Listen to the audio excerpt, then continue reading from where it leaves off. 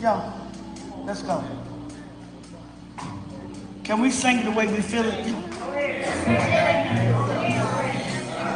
Yo, help is on. Is on the way. Help is on. Help. Thank you, Lord. Is on the way. I don't know the 10, but I'm letting you know. He wouldn't bring you this far, just to let you down. He won't let you down. Help.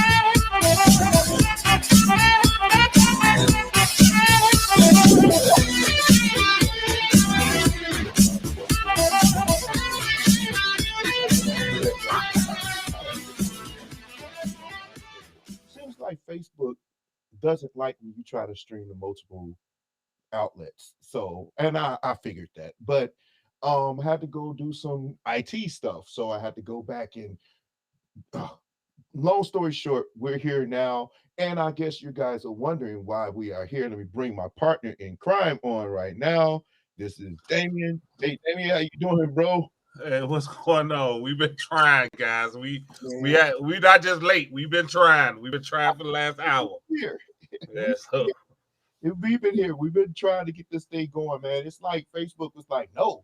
And we would go live. And then I didn't want to just do YouTube because I know the hassle. You know, you don't want to click on and go somewhere else. And we've been doing this Facebook Live thing. And, you know, we kind of want to keep it that way. We're just streaming to YouTube and I'll upload it or whatever. But really, we just want to do Facebook, right, Damien? I right. see you got no bandages on today. You ain't do that crate challenge. Yeah, no, I feel better. I feel better this week. It was a little rough. It was a rough week last week. You know, that crate challenge got me. But I'm back now, y'all. We got it. We here. We here. Listen, it's a lot that happened this week, a lot of basketball, a lot of football, but you guys are not here for that. You actually are here for the review. The Donda record drop, Damien. Yo, man, Damien, I know we gonna get into this thing, but let me say, look, this record, listen, y'all, I gave it a hard review pause in advance. I gave it a hard review because I was coming from a view that okay, this man is saying he's Christian, yada yada yada yada. So on first glance, I was like, oh, I don't like it, and I ain't feeling it, and all this kind of junk. So some told me, D, don't listen to this record with a lens. Go back and listen to it like you used to do, and you still do. Yo, Dog Pound, your Warren G's, the hip hop that you love, going all the way back to African Bambaataa and KRS One. Go back to that, and what was his name? Curtis Blow.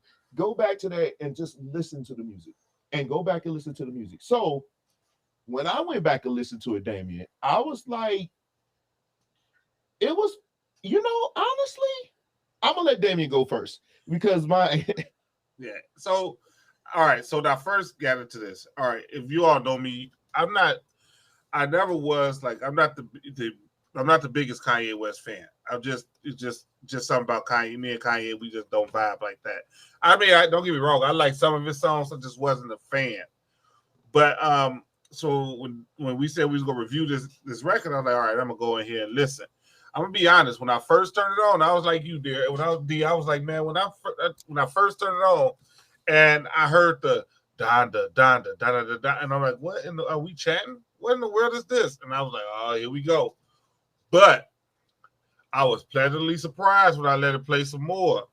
Man, this record, this album is so crazy because it's so diverse. It's so diverse. It has so many different ways. I was like, whoa, there's so many different ways that he went. A lot of times you hear these artists and they start off one way and they pretty much go that way for the rest of the album.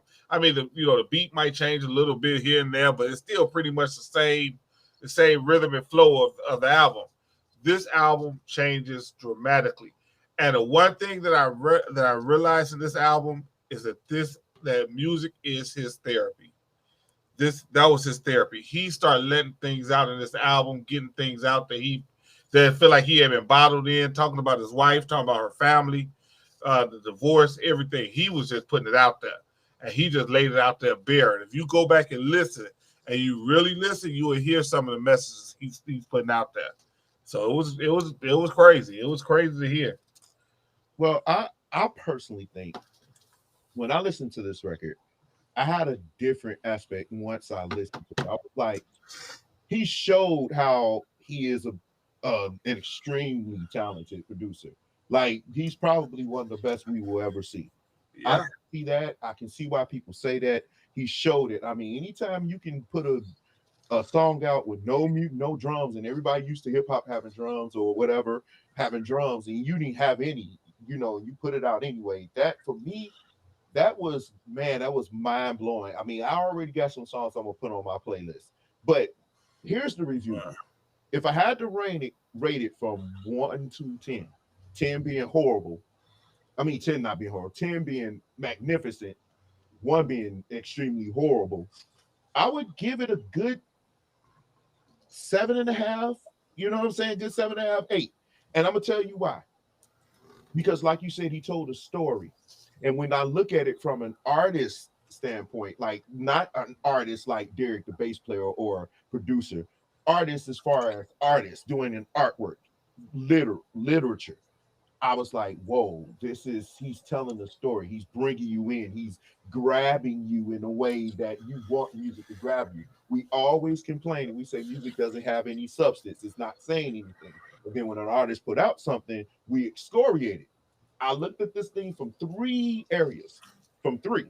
The artistic version of it said 10. Yeah. That off the bat, artistic. Yeah. Once I listened to it again, I was like, oh no, this is not garbage. This is actually pretty good. The mixture, the storytelling, the way he shift vibe, it's not the same vibe. The whole record is totally different from song to song. Artist wise, I'm like, not artist, the bass player, artist as an artiste. I was like 10.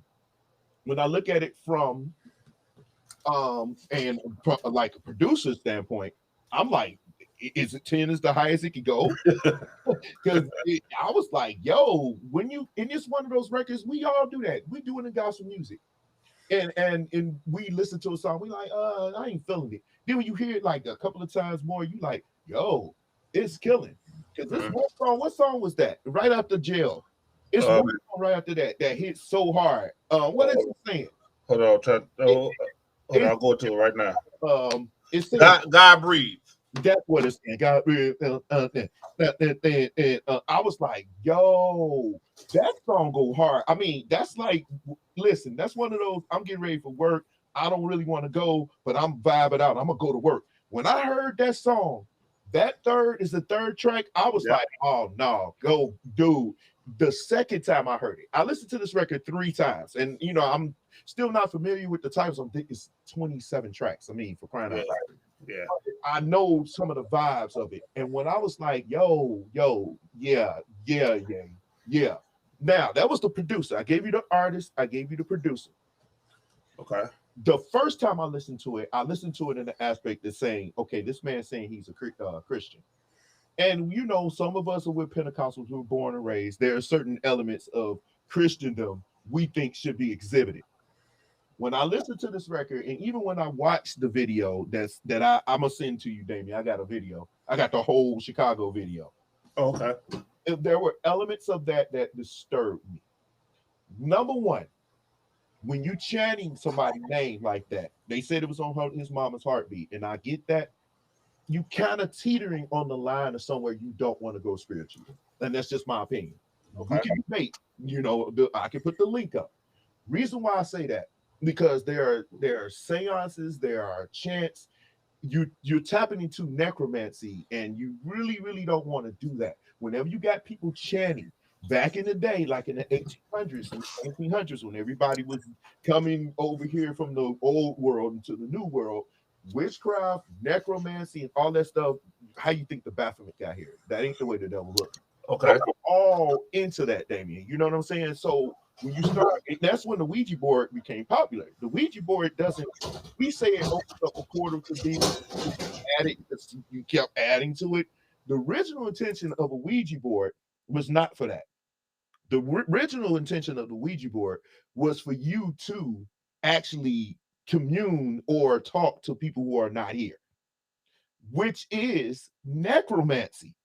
You see what I'm saying? So what bothered me about the Donda from a Christian standpoint was that I felt like it was teetering on somewhere that I want to go. Now, we already know Kanye does kind of walk that line between what's acceptable and what's not as far as us being Christian. Now, some of you will say, well, why are you judging him?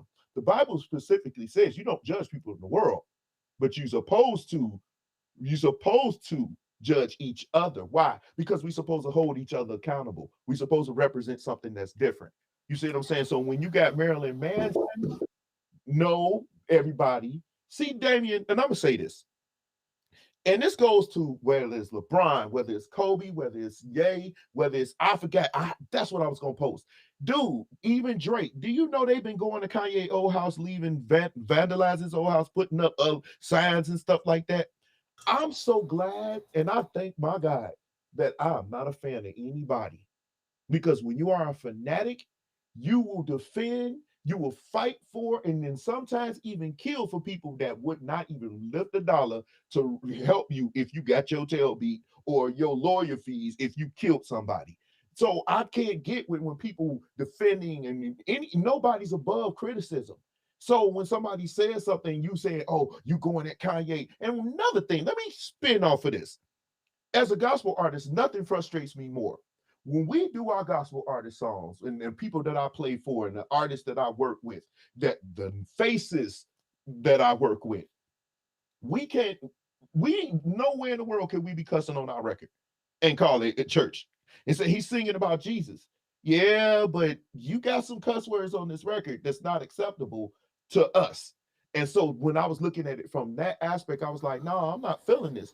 But then I'm like, this is not a Christian album. Hold on, Derek, 1 second. Yes, Josiah, we can see your comments. I just want you to know we can see you. Josiah Black. He asked, can we see his comments? Yeah, we can see your comments. Just letting you know. But go ahead, Derek. I didn't want to cut you off. I don't want to think we couldn't see him. So go ahead. Go ahead. Okay, so when I look at it from a Christian standpoint, I said this album is dark. It's filled with necromancy. You got Marilyn Manson, who has a song saying "Kill Your God." Do I need to post the lyrics of that song? Then you got the baby. You got all these different elements that are in something totally different than what you say you represent. Now, those of you who say, well, he's singing to bring them to Christ. We've been singing for 40 freaking years, and we all know that they come to be entertained, but right after they're being entertained, they're gonna go right back to doing what they was doing before. Can it happen? Yes. Does it happen? Not often. No. I've been to musicals where people have come to Christ, but I've been to thousands that they did not. I've been to so many musicals, Derek, and I'll be honest, I've been to so many musicals. I wasn't always in church. I mean, we went to church, but we weren't always in church. And we've been to musicals where while the choir, while they was up there singing, we were texting what club we were going to that night. So hey, wait, hold on. Don't do that. No, wait, no, Damien, stop. You trying to get us in trouble here. No, but I'm just saying, if you want to know, but that's what I'm saying when they say, well, he was singing, bringing them to Christ. No, that's not the case. I mean, like you said, it can happen, but because I've seen it happen where, yeah, they got brought to Christ with the song, but I've also seen the other way, and the songs they were singing was not nothing in there that made you feel spiritual. It was like, man, I mean, it was. That's what I'm saying. It was some good songs, and I liked it. I mean, to be honest, overall, I like the album. And love it. I think I would, but I actually love it. And I'm good. We are giving a review of it that we see people say it's trash. And one thing that frustrates me is somebody that actually plays and produces and puts out material and songs for you guys. Stop judging us based off our last record and judge us based off of this record that we gave you. Oh, it ain't better than the last one. We understand that. We're trying to present something new. We could go back and record the old record, just put that back out. But we're not doing that. Kind of when a record comes out, kind of take it for what it was. I'm guilty of it. I have to remind myself of that too. But when I got this record, I did the same thing. Derek, do not look at this record as being Christian. Because even though he's singing about Jesus and he's saying, I take my soul to Jesus and everything, we got that. There's some hot songs on here that he's still even talking about it, We're going to get on something else. But Derek had to look at this thing from an objective point, from an artistic point, from a producer point. And when I put those together and I look at this record for what it is, songs or whatever, it's no different to me than any other song I would listen to. For the record, I play gospel music, but I don't really listen to it often. I don't. I listen to a whole plethora of other music, from rock to jazz to urban hip hop, old school 90s, which was the best era of music in my opinion. The 90s. I listen to all of it. So I can't look at this record and put it in a box and say, oh, this is just Christian. It's not. Jesus, what was that? What was the last record he put out? Jesus Walks. I forgot. Yeah, LeBaron, you stupid. But he ain't lying though. But he ain't lying. Most of us, when we go to these musicals, we go for the same. It's just a Christian version of what you would do in the world. You go in to hear good music, you go in to hear good bands, you go in to hear all of that, and then you're gonna go home. I personally don't have a problem with that. But when I listen to this record, I'm not going to put it in the box and say it's Christian. I'm not going to do that. Because it's not. You got people on here saying Nigga. You got people on here saying S and all other kind of words like that. I mean, let's see how this plays on Sunday morning, your church. Let's tune up. Razor, Richard, and all of that. Hey, Sunday morning, we're going to just do this. We're going to come on here, we're going to play this song, and then we're going to have one of the praise team members sing the lyrics to one of these songs. Bishop going to be like, he going to run downstairs. Y'all go home. You don't come back here. No, so it's not a Christian record, even though he's singing about Jesus, and that's wonderful. These other songs are talking about him, his pain. Now, having said that, it's good to Damien. It's good to have your music be your therapy, but you should seek it too. I'll agree with that. I totally agree. I totally agree that he needs some help. Yeah, and LeBaron, we talk about Donda. The thing that got me about it was, he had to get it out. That's just his way of getting it out. But he do need to seek some help. Pause. The thing, I think like one of my songs, I like Jail. Oh man, yeah. I like Jail but it caught me by surprise when I heard Jay-Z on there. But as much as I like Jay-Z as far as the art, he always makes me feel like I can't. Like every time he got to rap, he got to throw him in there like he Jesus, and I'm like, dude, come on, man, just do your verse and let's go home. Like so, what? Like in there, he's like, you Jesus, I'm Jesus, you Moses. Come on, man, let's move on. And so that's the thing. But as far as the whole album goes, I just liked it because I liked the diverseness of it. It didn't give me one feel. It gave me a lot of different, like you said. I'm like you, Derek. I listen to a plethora of different kind of music, right? And this album gave me a lot of different feels. At one point, it gave me the old hip hop version. Then it gave me the old like a classic rock version, and it gave me these different feels of it. And I was like, man, this is actually pretty cool that I'm going from different genres in one album. Right. And so I got to give him credit. I give him credit for one thing. I give him credit for two things. One, like you said, his production is amazing. Two, you got to give this man credit. He knows how to drum up publicity. I got to give him that. He know how to get publicity for it. He know how to get himself publicity. And he made sure we kept his name out there. His name stayed out there. So I give him credit for that. And I agree with you, LeBaron. Inspiration is not gospel.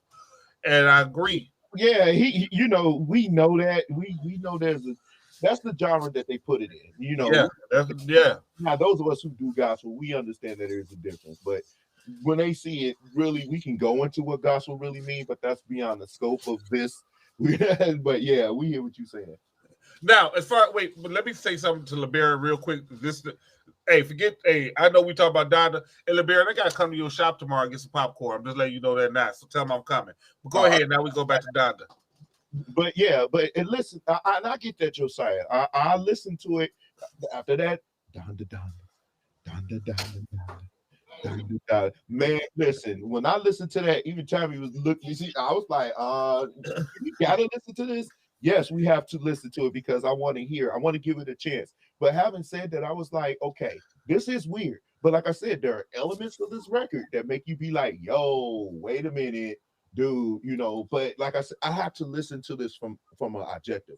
I turned off the Christian hat and said, I'm gonna treat this just like I do my jazz records. I'm just gonna listen to it. And if something I vibe with, then I like it, and trust me, I'm no novice in this. You know what I'm saying? I know what I should be eating and what I shouldn't. But as a musician, if you are going to be a good musician, forget what they tell you. You do have to listen to other kind of music for you to, be able to reach others. Because I can't get up here and play gospel music at a different place. They don't understand what we do like that. We got to play something that they can understand. So as a musician that want to be well-rounded, I need to listen and I need to understand this. Now, having said that, I do appreciate the record. I actually liked it. It was some elements of it that I did. Now the live performance of it, that's where it got a little weird for me.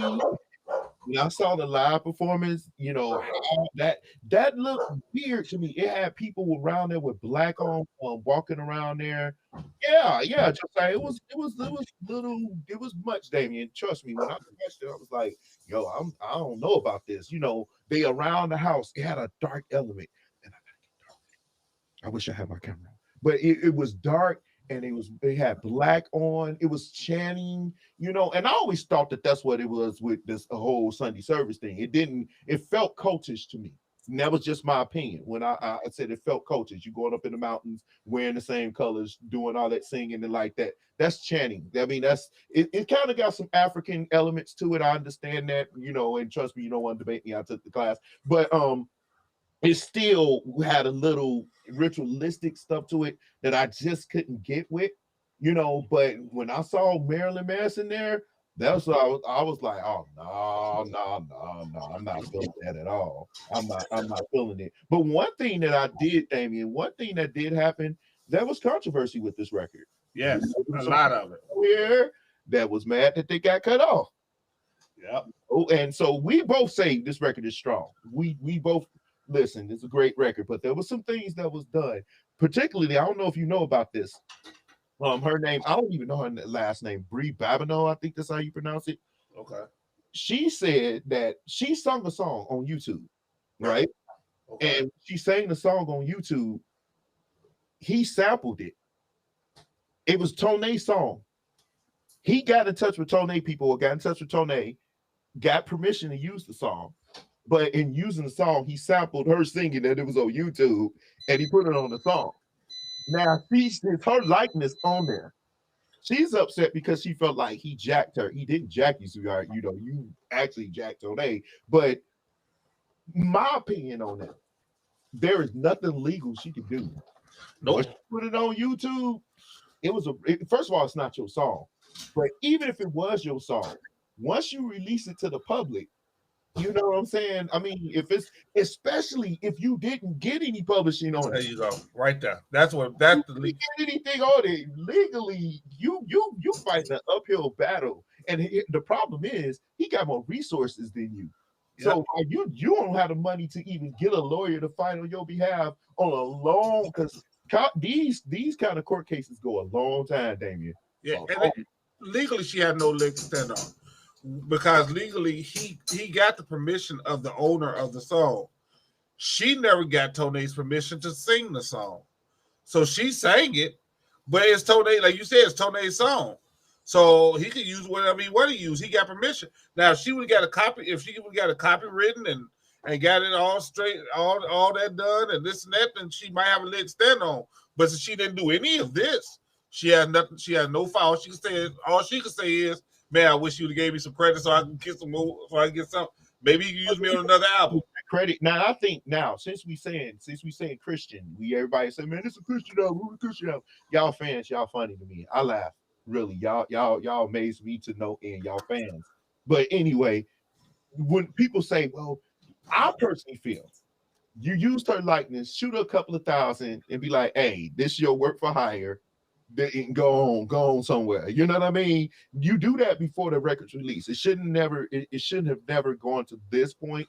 It should have been taken care of. So if she's upset that, oh man, you took my likeness and everything. Well, girl, you did do wrong because number one, you ask Tone before you went on there singing. So you got jacked.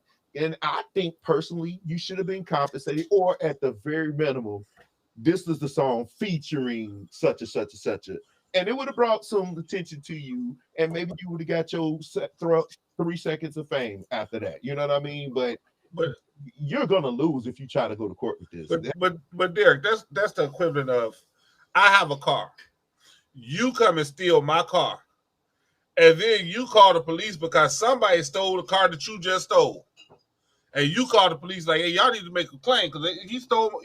Well, where you get the? I swear, I stole it. I get what you say. Like you left your wallet up in there, and they stole the car with your wallet, and now you want to sue them for stealing the car with your wallet. But this thing though, Derek, hold on, even better. Here's even better. You stole my car. You came to my house and stole my car, but I told LeBaron he could use my car, and so I said, "Oh man, it's out, go." And he saw my car over here. He got in the car and took it. He had my permission. He had my permission to use it. You the one who stole it. How you gonna call the police about something that you took from me that you had no right to take? And so that's what she's trying to do. She stole the song. She stole it basically because she did it over here. But then she think, well, I could do it here. No, she can't sue that. She got to chop that up and say goodbye.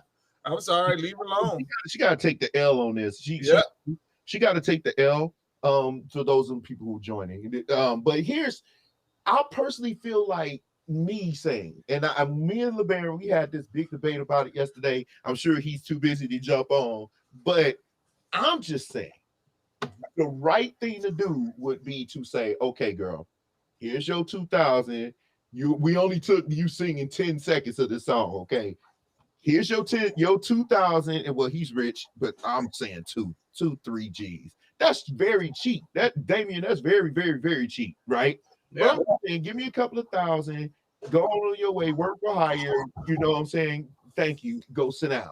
You see what I'm saying? Or better yet, whatever he pays the choir to sing on this record, give her that, and then sit on her way. You see what I'm saying?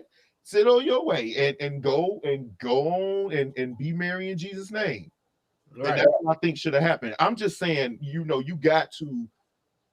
I'm saying you got to look at this and say, okay, we want to do right by people. Because if you do a Christian deed, right, and your good that you tried to do was ruined because of something that you did, because to me, it's the principle of the whole thing. You did use her likeness.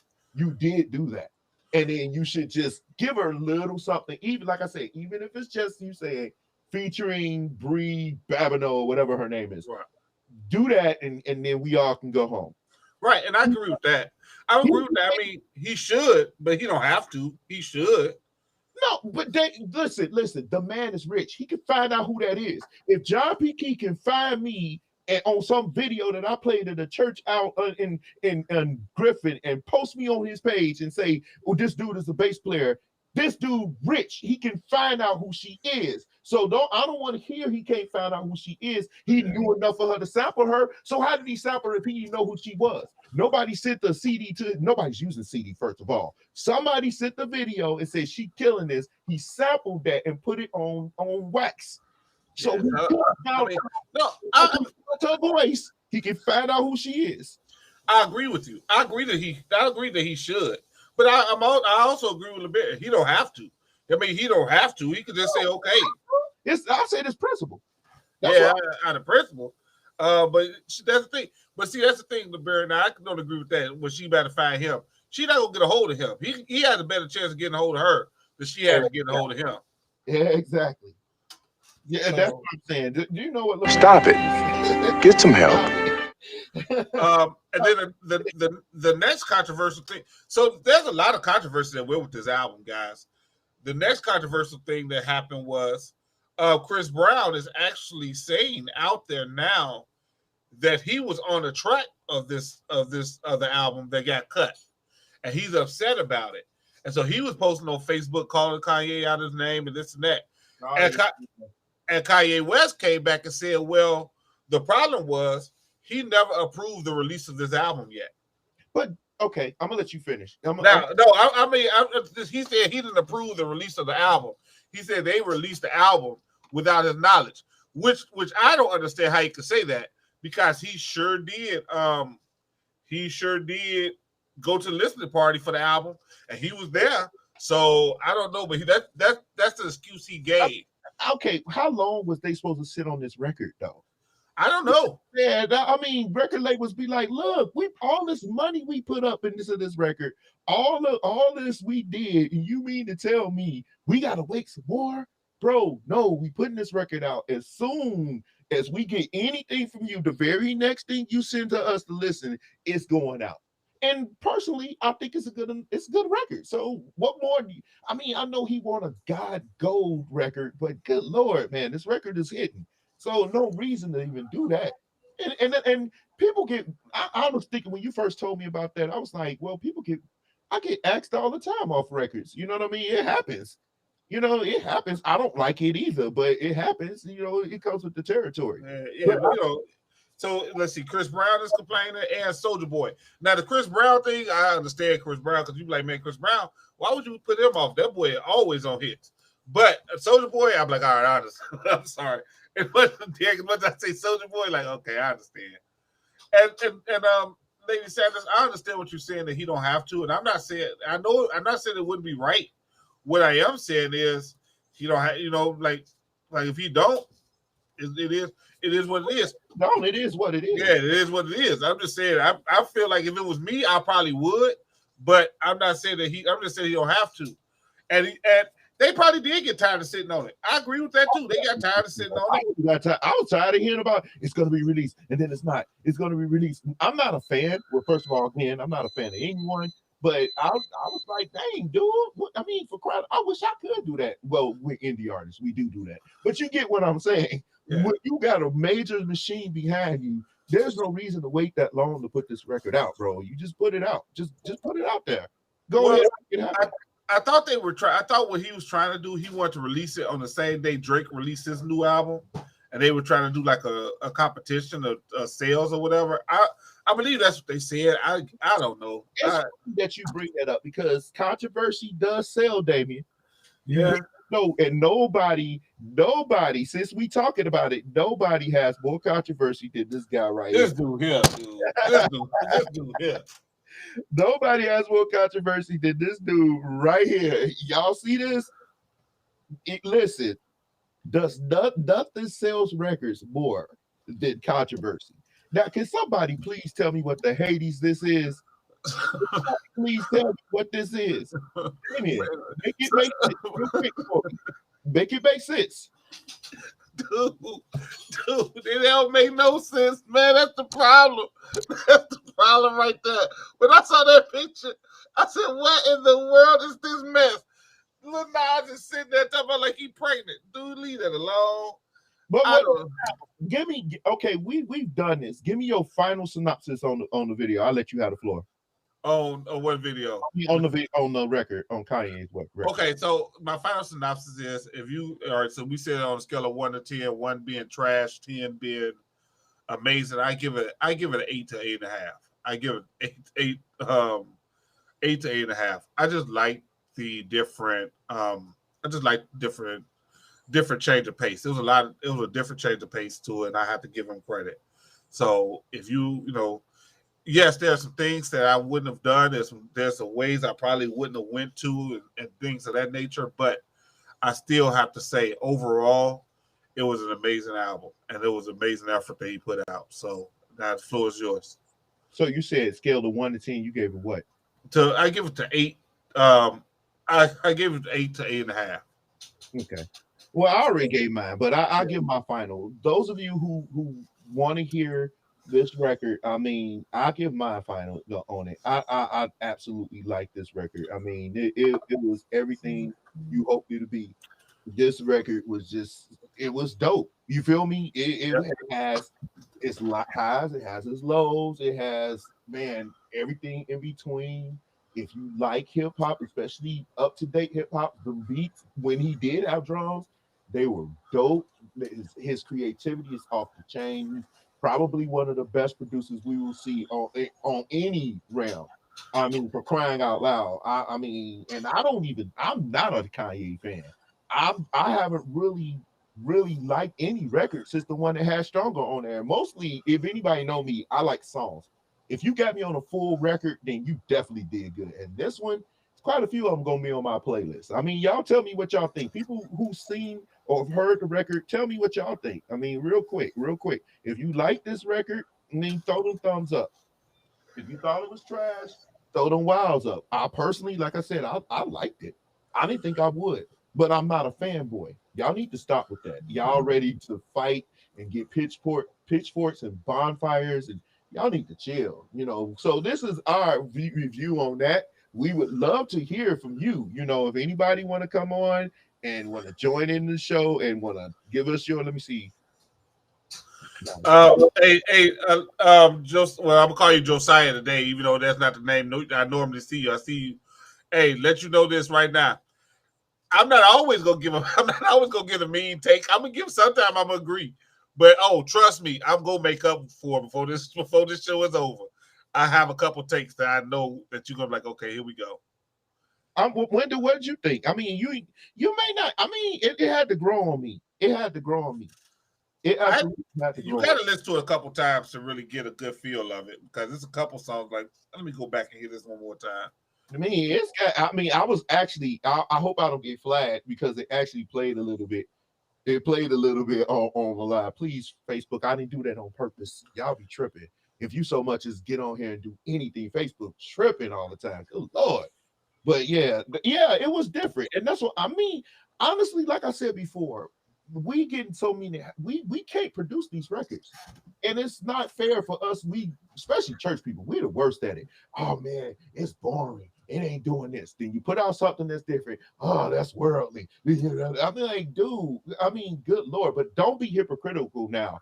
Don't go at church people saying, oh, I don't like musicians or whores. Oh, there's gay men up in there. And then you turn around and then you defend this and say, oh, well, this is a good Christian record. No, we're not doing that. That's not cool. Let's not be that person. But yeah, so we both agree on that.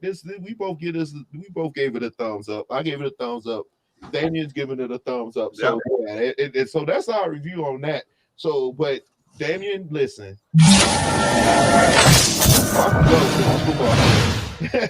It's football time. Yeah, let's talk football. So much has happened this last week, yo. Hey, by the way, let me flip this up. The reason why it's so hard, let me get up, move out the way. Let me talk. The reason why it's so hard sometimes for me to do this, I'll do all this artwork on my own. What you see, it's very, very difficult to do. So forgive us if we come in, pause a little later, but we be trying to make sure this stuff look right for you. We don't want to be the janky people and just have stuff. I mean, if that's what you do, that's fine. But I want to make it more professional looking for you to kind of inspire people to do it more, to do it better. But anyway, Damien, let's talk about your dude. Cam Newton was released from the Patriots. I told you. I told you. You said he wasn't going to start. Don't lie. Don't be clever. I said what? You said he wasn't going to start. You didn't say he was going to. No. I told you if it was up to me. I thought he sucked last year. I said if it was up to me, I would never sign him this year. You start saying, I said, I understand. He ain't starting. He just won't start. So I might not see this coming. Did you see this coming?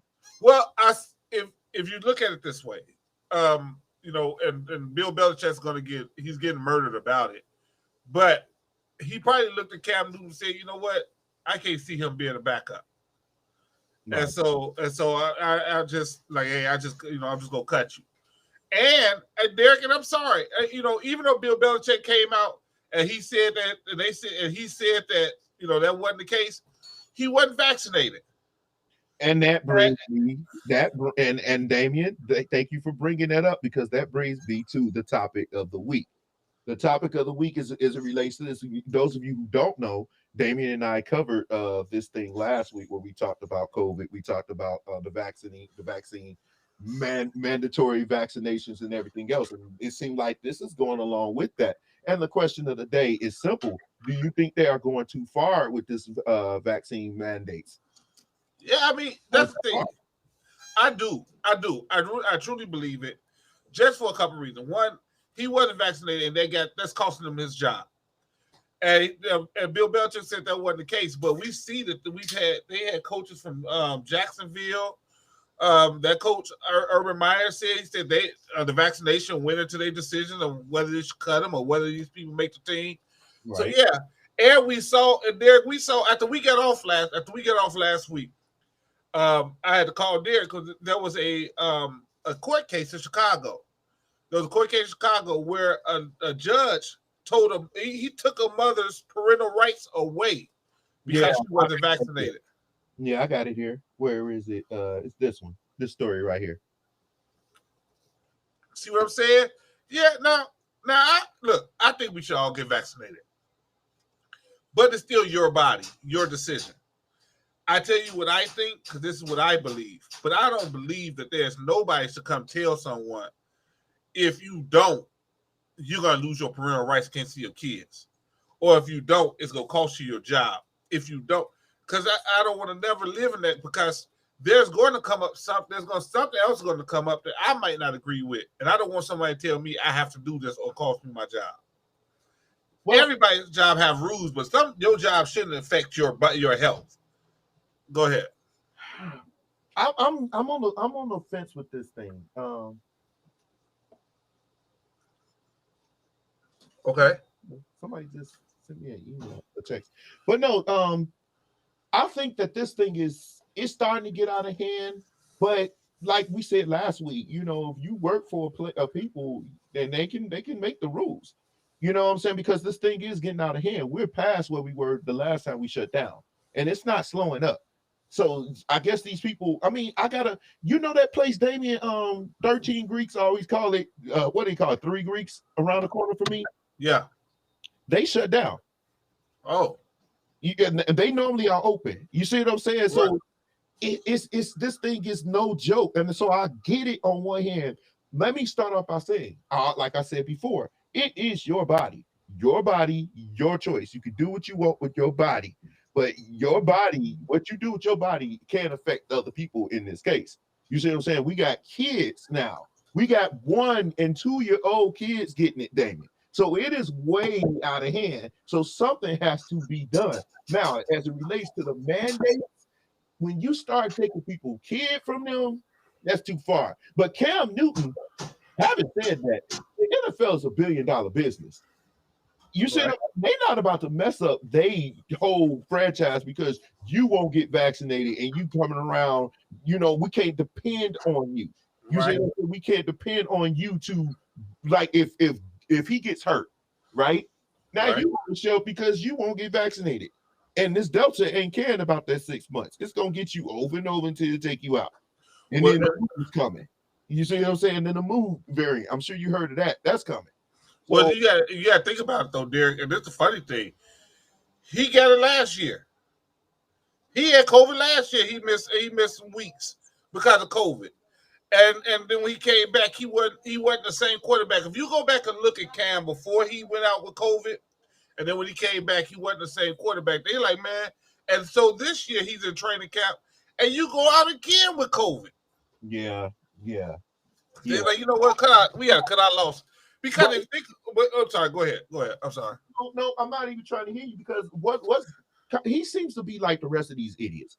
No offense to, I don't know him personally, but I'm just saying, making up reasons not to take the vaccine. And now we got people out here taking horse medicine, Damien. Horse medicine. And you know what, people? Y'all want to take that horse medicine? That's fine. But you know what you're going to come out looking like?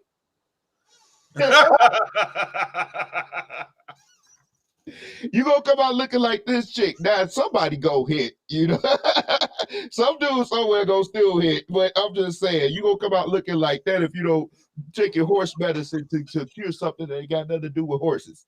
You know what I'm saying? And it's not gonna help you sexually, men. So no, but if you should take it, I'm thinking you should take the vaccine. I'm still on that. I'm still on that because you got kids out here. You got all the right, Loretta. You got kids out here.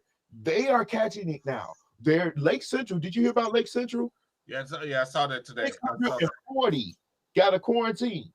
It's affecting children now. It is out. It is officially out of hand. Officially out of hand. And so y'all know, don't take no. I'm not posting that thing, but that's ridiculous. But that's what you gonna look like. Yeah, that's exactly what you gonna look like. You gonna look like the horse woman. But somebody gonna slide her DM. Let me look what you doing later on. Hey, but no, that's the thing. Now, with that being said, like for my daughter, she got sent home from school. When she was at home, and when she got home, they called her. And they called the house and said she has to quarantine because 4 people in her class tested positive for COVID. Wow. And so we would have got a COVID test. We would have got a test, the COVID test and everything, and came back negative. But still, it's still 4 people. So that's just in one class. So that's 4 people in her class. So that means that that class got a quarantine, this class got a quarantine. So it's so much. So I agree with you wholeheartedly. I feel like, yes, you need to get the vaccine. I just don't want to get to a point that we're making people get something. Now, with that being said, we make the kids get it. We make kids get vaccines before they come to school. And this gonna be one on the list too. Yeah, we make them get vaccines before they go to school. So I understand. Look, I'm on the fence. I'll be honest. I don't have a argument that's gonna make you say okay. But if you told me, well, this is what they gonna do, I'm like, okay. But I don't feel like when I saw that judge take that woman's kids, I felt some. It made me feel some type of way, and I said we going too far, and I don't think that's fair because she said she don't take that. She said she didn't take it because her body reacts negatively to vaccines, and so he said, well, you can't see your kids until you get it. Now, with that being said, later on it came out that he changed. He emailed and said he reversed his decision. Of course he gonna do that because he know he's about to get lit up. Oh yeah, because it was out there. Yeah, you can't do that. That's way too much. I mean, you can't take somebody's child away. Now you interfering. Now you teetering on what's that socialism that these niggas talking about. Now that's you definitely going too far with that. Now, having said that, I think something needs to be done. I think it's going to take something drastic because people they're not doing it. We got people on ventilators even to this day, and I don't care. I'm like, dude, what would it take? We did this whole show yesterday. We didn't get on till 11, and we was talking about trying to get people to understand. And, we had the facts, we had the figures. What's stopping you? And Cam, they're not going to bring him to Dallas. That's another question. Where is he going to land?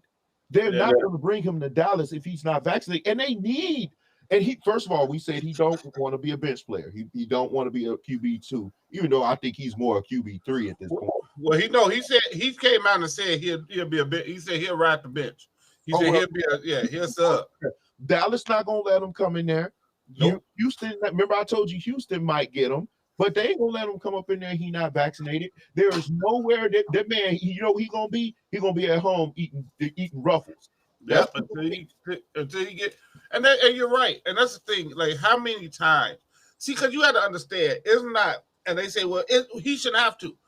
But Derek, if I get so if I'm on your team and we on the team and I get COVID, it don't just affect me. There are other players that got to sit out too.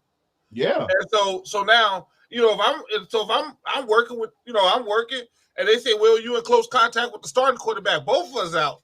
We are both out on the COVID list. And so remember, because we had one team last year, all their quarterbacks went out. Yeah, and they ended up having to play. They ended up having to play wide receiver and quarterback. The Super Bowl was horrible because of COVID. Yeah, so they like, man, you got to do what you got to do, man. I've seen. y'all don't be hypocrites. Y'all take shots to go to Africa. You can take a shot to save a life. You know what I mean? And I understand if you, and it goes back to this. If you fear something's happened to you, then you should see your physician. And if you're allergic to something, then your physician probably would tell you, hey, dude, you're allergic to this. But I mean, I would definitely don't be like some of these people, because I can post those all day. Don't take the vaccine, and they got that thing in their nose about to go on the ventilator. Y'all don't want that, man. And I'm telling you, don't want that. You don't want that. That's not. And another thing we need that's crazy though, Damien. People need to understand that when you're playing football, there are older coaches. You got 70-year-old coaches, you got 65 and older. If they get COVID, even if they vaccinated, their body still has to fight it off. Upper room. With Jesus. You know, so wait, SummerSlam was over 50. Dude, I saw that, Emmanuel. Yeah, I saw it too. And guess what? And guess who walked away with the championship? Who? COVID. They won.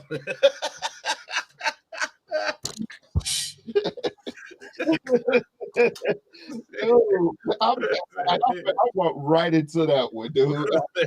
I walked right into that one. You guess who had the champion? He was like, yeah, I want to thank y'all. Well, this was his girlfriend. I want to thank y'all. I want to thank y'all for coming. I won this belt. And this is his friend. The horse kick, man. I can't believe these people do. How stupid can you be to take this horse? Hey, by the way, really, really off topic. Your boy R. Kelly going to jail. But yeah, dude, I didn't see that either. What do you think about them saying the vac doesn't work against the new? Dude, we were just talking about that new variant. Damien, there's a new variant that's already affected 39 countries. And it's saying this is already. That's what happens when you get infected. It's a chance it will mutate, and most likely it will. And you don't, and that's what they really trying to do, because if a mutation comes that's immune to the vaccines, then that's about to be a crap storm. That's and it's like nobody's listening. I swear, and I'm not trying to be mean, and I always said I will never use my platform to attack anybody. I will never do that. But I'm gonna be honest with you. It's some very, very stupid people in America. I mean, for crying out loud. Yeah. I mean, and this is the epitome of stupid. To take some horse pills. That is just the dumbest thing ever. And we ain't gonna get on some of the other things they're doing, pumping, bleaching. Come on, man. That's anyway, Damien, moving right along. We're not gonna listen. We trying to short these shows up. We don't want to be on here 11. Damien, you saw this, right? Did you see this coming? Did you see this coming? Did I see it come? I hoped against it, but I saw it coming. It's the Bears. Dude. I saw it coming. Yeah, the Lambda variant. Yeah, they not really worried about that Lambda variant. It's the Mu variant that they really caring about right now. Yeah, it's off the chain. Dude, look at these numbers though. I'm Damien. I'm a Bears fan too, true and true. But I'm so sick and tired of them. I'm so sick and tired of the Bears right now. I mean, everybody is saying everybody's going young. You see Mac Jones. Now Mac Jones gonna get popped. Yeah. I'm just telling you right now, Mac Jones gonna get popped up. Pause. Yeah. Not really. He gonna get lit up. He gonna get lit up. And because he was playing against fourth stringers. But they was ready to move on from Cam. But but the Bears definitely need this dude. Because Andy Dalton's about to go out there and get blasted. And even though I'm a Bears fan, I don't want them to lose. Man, I don't even care. What you think? Dude, I'm gonna tell you why. I'm gonna tell you why I saw this coming. Who was the last black starting quarterback for the Bears that you just really knew? Oh, that's where you going. Yeah. That's what you going. Okay. Yeah. Right now. You choosing violence. Yeah. I choose a lot of violence here. Okay, so they had Cordell Stewart, who was on his last leg when he went to the Bears. And so now think about it. Everybody talking about this. The only reason why the Bears picked Mitchell Trubisky because the other quarterbacks everybody said, why did he pick him? because they didn't want to pick. They didn't want to pick the black quarterbacks. Yeah, everybody knows. So the last black quarterback you saw in Chicago was Cordell Stewart. Yep. And that was it. And so you don't hear nothing else about no black quarterbacks in Chicago. When he was there, and he said, "You tell me, Derek, when you ever heard a coach, they draft a quarterback, and you hear the coach say before y'all even make it to practice, well, he's not going to be our starting quarterback." You didn't give this man a chance. Already from jump. Yeah, already from jump. That's what I'm, Damien, that just drew. But and I know sometimes I don't even know why I'm a Bears fan. You know, well, I got the Giants that I like, and you know my Cleveland Browns. You know I love the Browns. So you know I'm happy that they actually going to do something this year. But at the very end of the day, I'm still No, they're not. Stop it. Get some help. You know they are, dude. Come you know on, they man. are. You tripping. But no, but check this out. I want the Bears to do well because I'm home team, but I just think that right now, I just can't see it. Why wouldn't you start your talent? Why wouldn't you start them? Just put them in the game. Andy Dalton, don't worry about it. Andy Dalton go get popped up. Andy Dalton, that's all that's going to happen. I saw that dude scrabble, Derek, that last preseason game. That dude scrabbled and on the run threw a dart to the corner of the end zone that only the receiver. Like, no, he's very, very good. And I want him to play. I mean, he's sitting on the bench. He's got to learn from Andy Dalton. Right. You shut your mouth when you're talking to me. I'm done. Go ahead. I'm done. I'm just not feeling that. But here's your thing. Your boy's starting. Jalen Hurts starting. What you think about that? He should. I mean, who else are gonna start? Who else are gonna put over there? They traded Carson Wentz. They had no starting quarterback. You had Joe Flacco, and I forgot who else is over there. They had nobody over there. Oh, and Gardner Minshew. Yeah. Right. Exactly. They had nobody else to play. He knew he was gonna start. Man, let me tell you something. That division is so weak. Hey, they don't care who's starting. You should win. You got a chance to win the NFC least. Ain't no chance. Ain't nowhere in the world you can't win that division. But I think with that division, I think Jalen Hurts with Dallas may be around. Dallas, they gonna be around. Everybody writing them off. I hate Dallas, but I ain't stupid.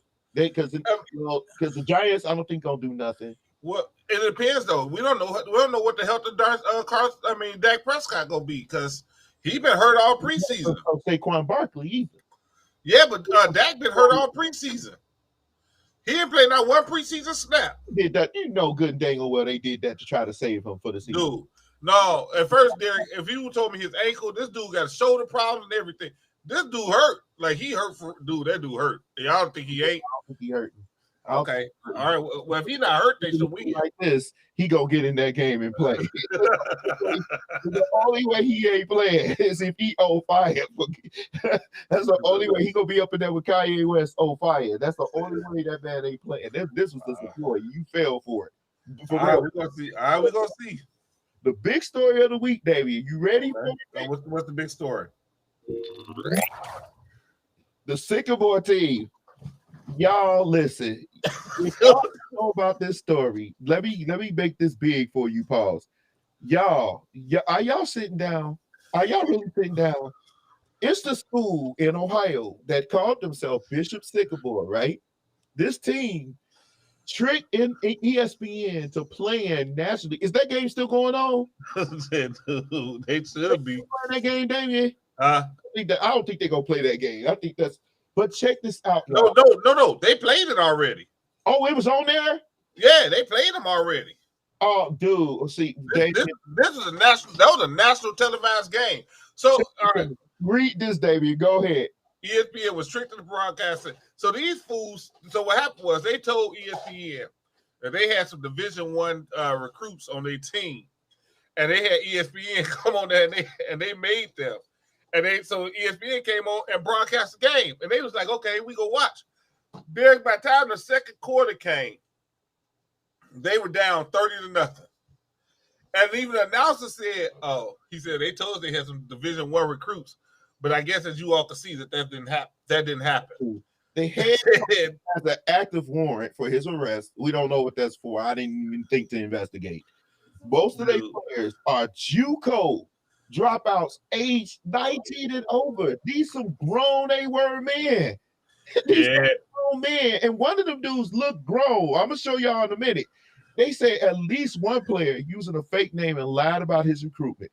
Bishop Sycamore High School does not even exist. It doesn't exist at all, y'all. So they was just straight up lying. But you know what, Damien? One thing they can do, they was out here popping. Look at these dudes, man. Grown men. Boom. Dude. Damn. But you know what's funny though? Is that even though they were out there popping, they were still losing. They were still getting blown out. And that's the thing. That was their second game of the week. Like they played that.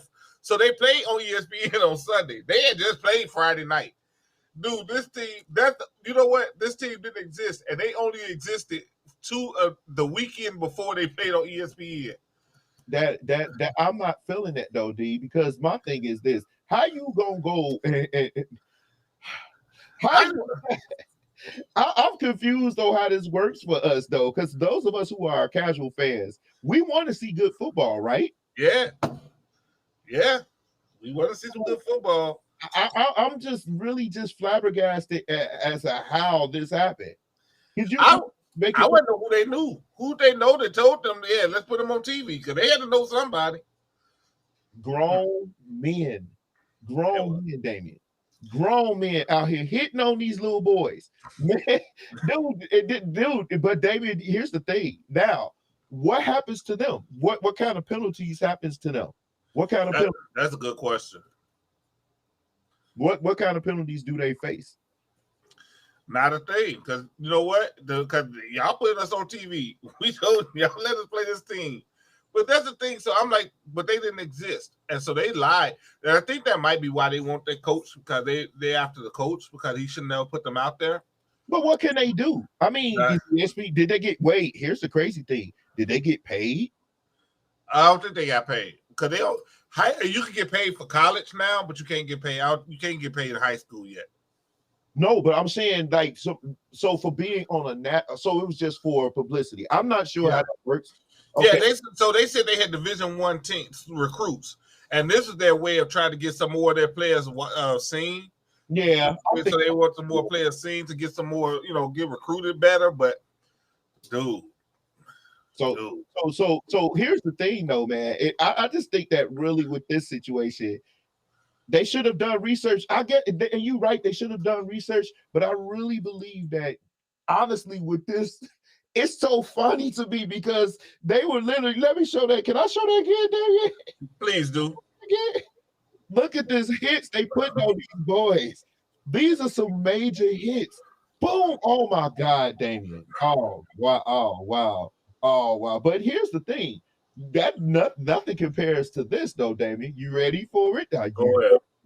You know it, right? You know it's about to happen right now, right? Yes, sure.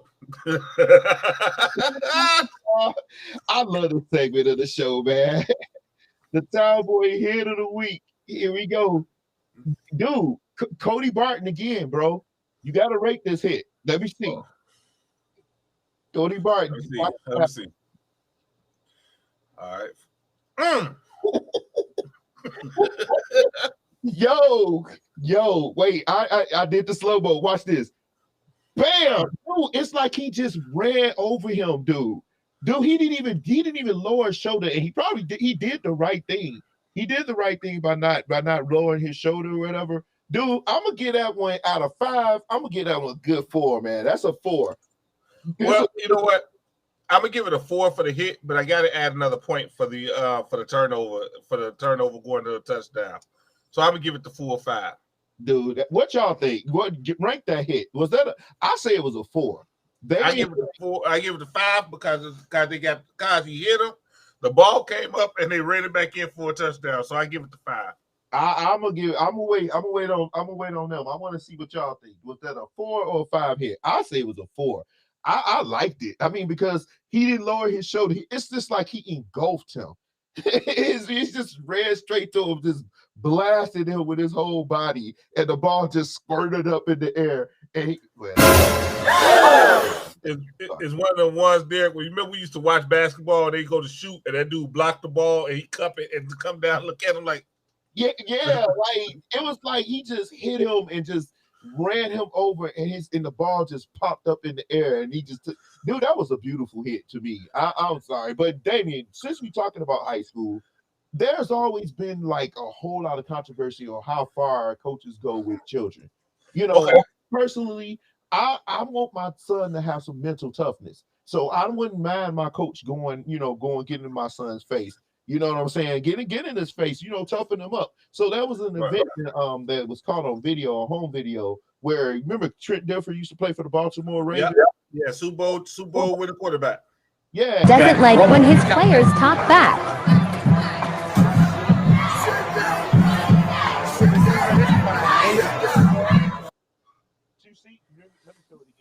Doesn't like when his players talk back.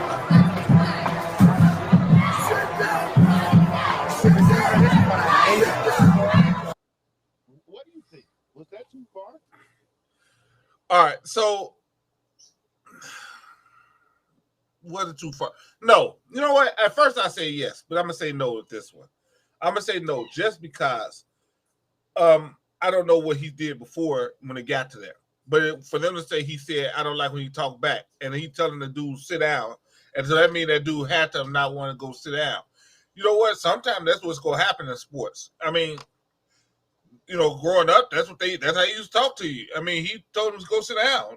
Go sit down. I mean, that's the problem with these kids. They feel too entitled. They can say what they want to say, man. Go sit your tail down. We agree. I personally listen. Even if it was my child, I would still be like, I don't feel like you went enough. If he walked away from you, you should have broke your foot off in his tail. You see what I'm saying? I would have been like, dude, don't come up in here. If you messed up on the play, football is that sport where you cannot be weak. Right. You know what I'm saying? I mean, you can't be weak in basketball. We're going to get on that in a minute. But you can't be weak in football at all. They will eat you for lunch in the most plausible way. They'll eat you for lunch in football if you weak. So I didn't have a problem with him, kind of grabbing him. I won't put my hands on you, but I will shake the mess out of you. That's, you know what I'm saying? So I didn't have a problem with it. I think high school is where you molding these young men to be tough. They need some mental toughness. And I agree with you. It's a powder puff league in the NFL as is. They might as well get flags and wear Daisy Duke and pink shorts. You might as well, because that's all they do. And you're right. And that's the problem I have with it. Like, you all don't want them to do anything. Like, come on, man. First off, you want your kid to go to the next level. And that's the kind of coach that could get him there, because he knows he has connections. So, and the higher up he goes, if he has a bad attitude now, think about what, stop making these athletes feel entitled that they can do anything. No, they cannot. You have to sit down. Yeah, you got. I totally agree with you. I just think that we need to do better with our young men. They kind of weak minded. That's probably why they want to jump and play or shoot all the time. They just they can't take nothing. They can't take you saying, hey, you messed up this play. You were supposed to hit the A gap or block it. The running back just ran right over you and got 10 extra yards that we should have had the ball back. And now you want to, he talking to me, oh man. No, we ain't doing that. We ain't doing that. But anyway, hey y'all, we get ready to go to basketball, but we're gonna cut away for a second for our sponsor. Well, not really a sponsor, but yeah, here we go.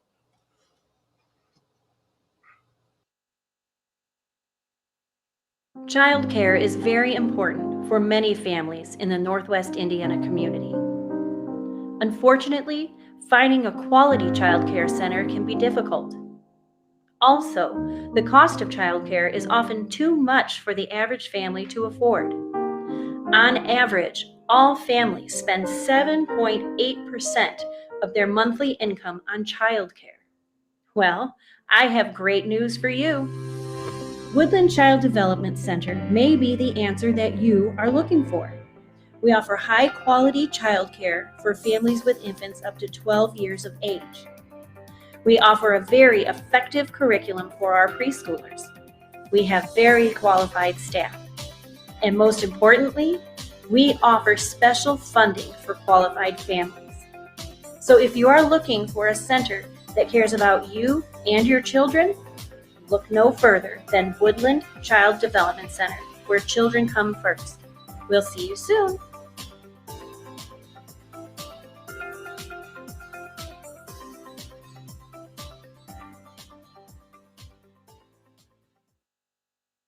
Yeah, so that's Woodland Child Development Center. That's in Hammond, Indiana. That's where I work. And trust me, we take care of your children like they are our own.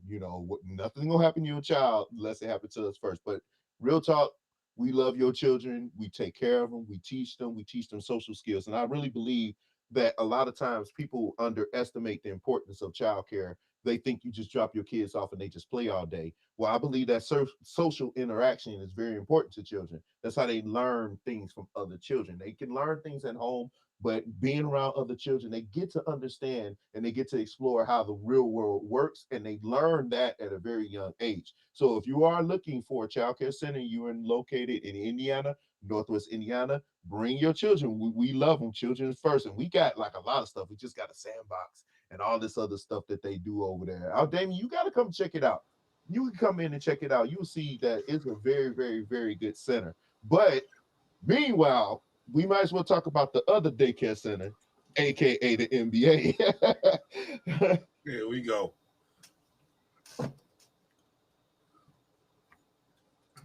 So the NBA is here, Damien. We always say the NBA is here. The NBA never leaves because people like yourself, you're always talking about your team winning. You're always talking about your team. I hate the Lakers with a passion. I wish the Lakers would just go away.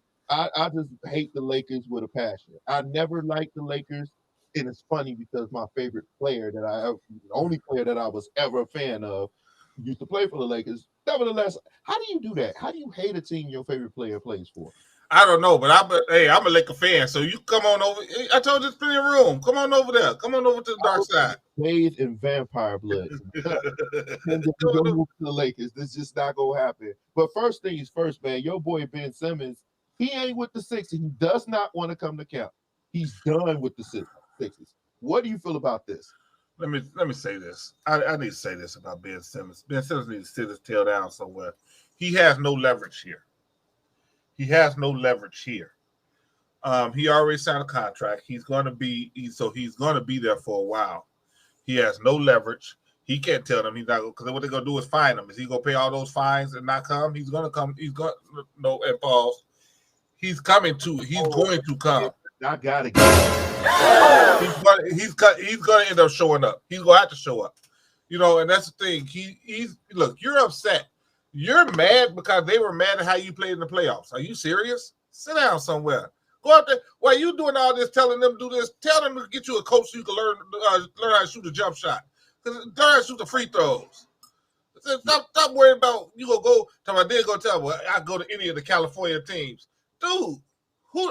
Okay. Who on the California teams? Who on the California teams are you trading for Ben Simmons? Talking about though, Damien. You know who we talking about? He's talking about Golden State. Who on Golden State you traded for Ben Simmons? And see, that's what I was happy you brought this up, my illustrious brother from another mother. I'm glad you brought this up because this is where you're wrong.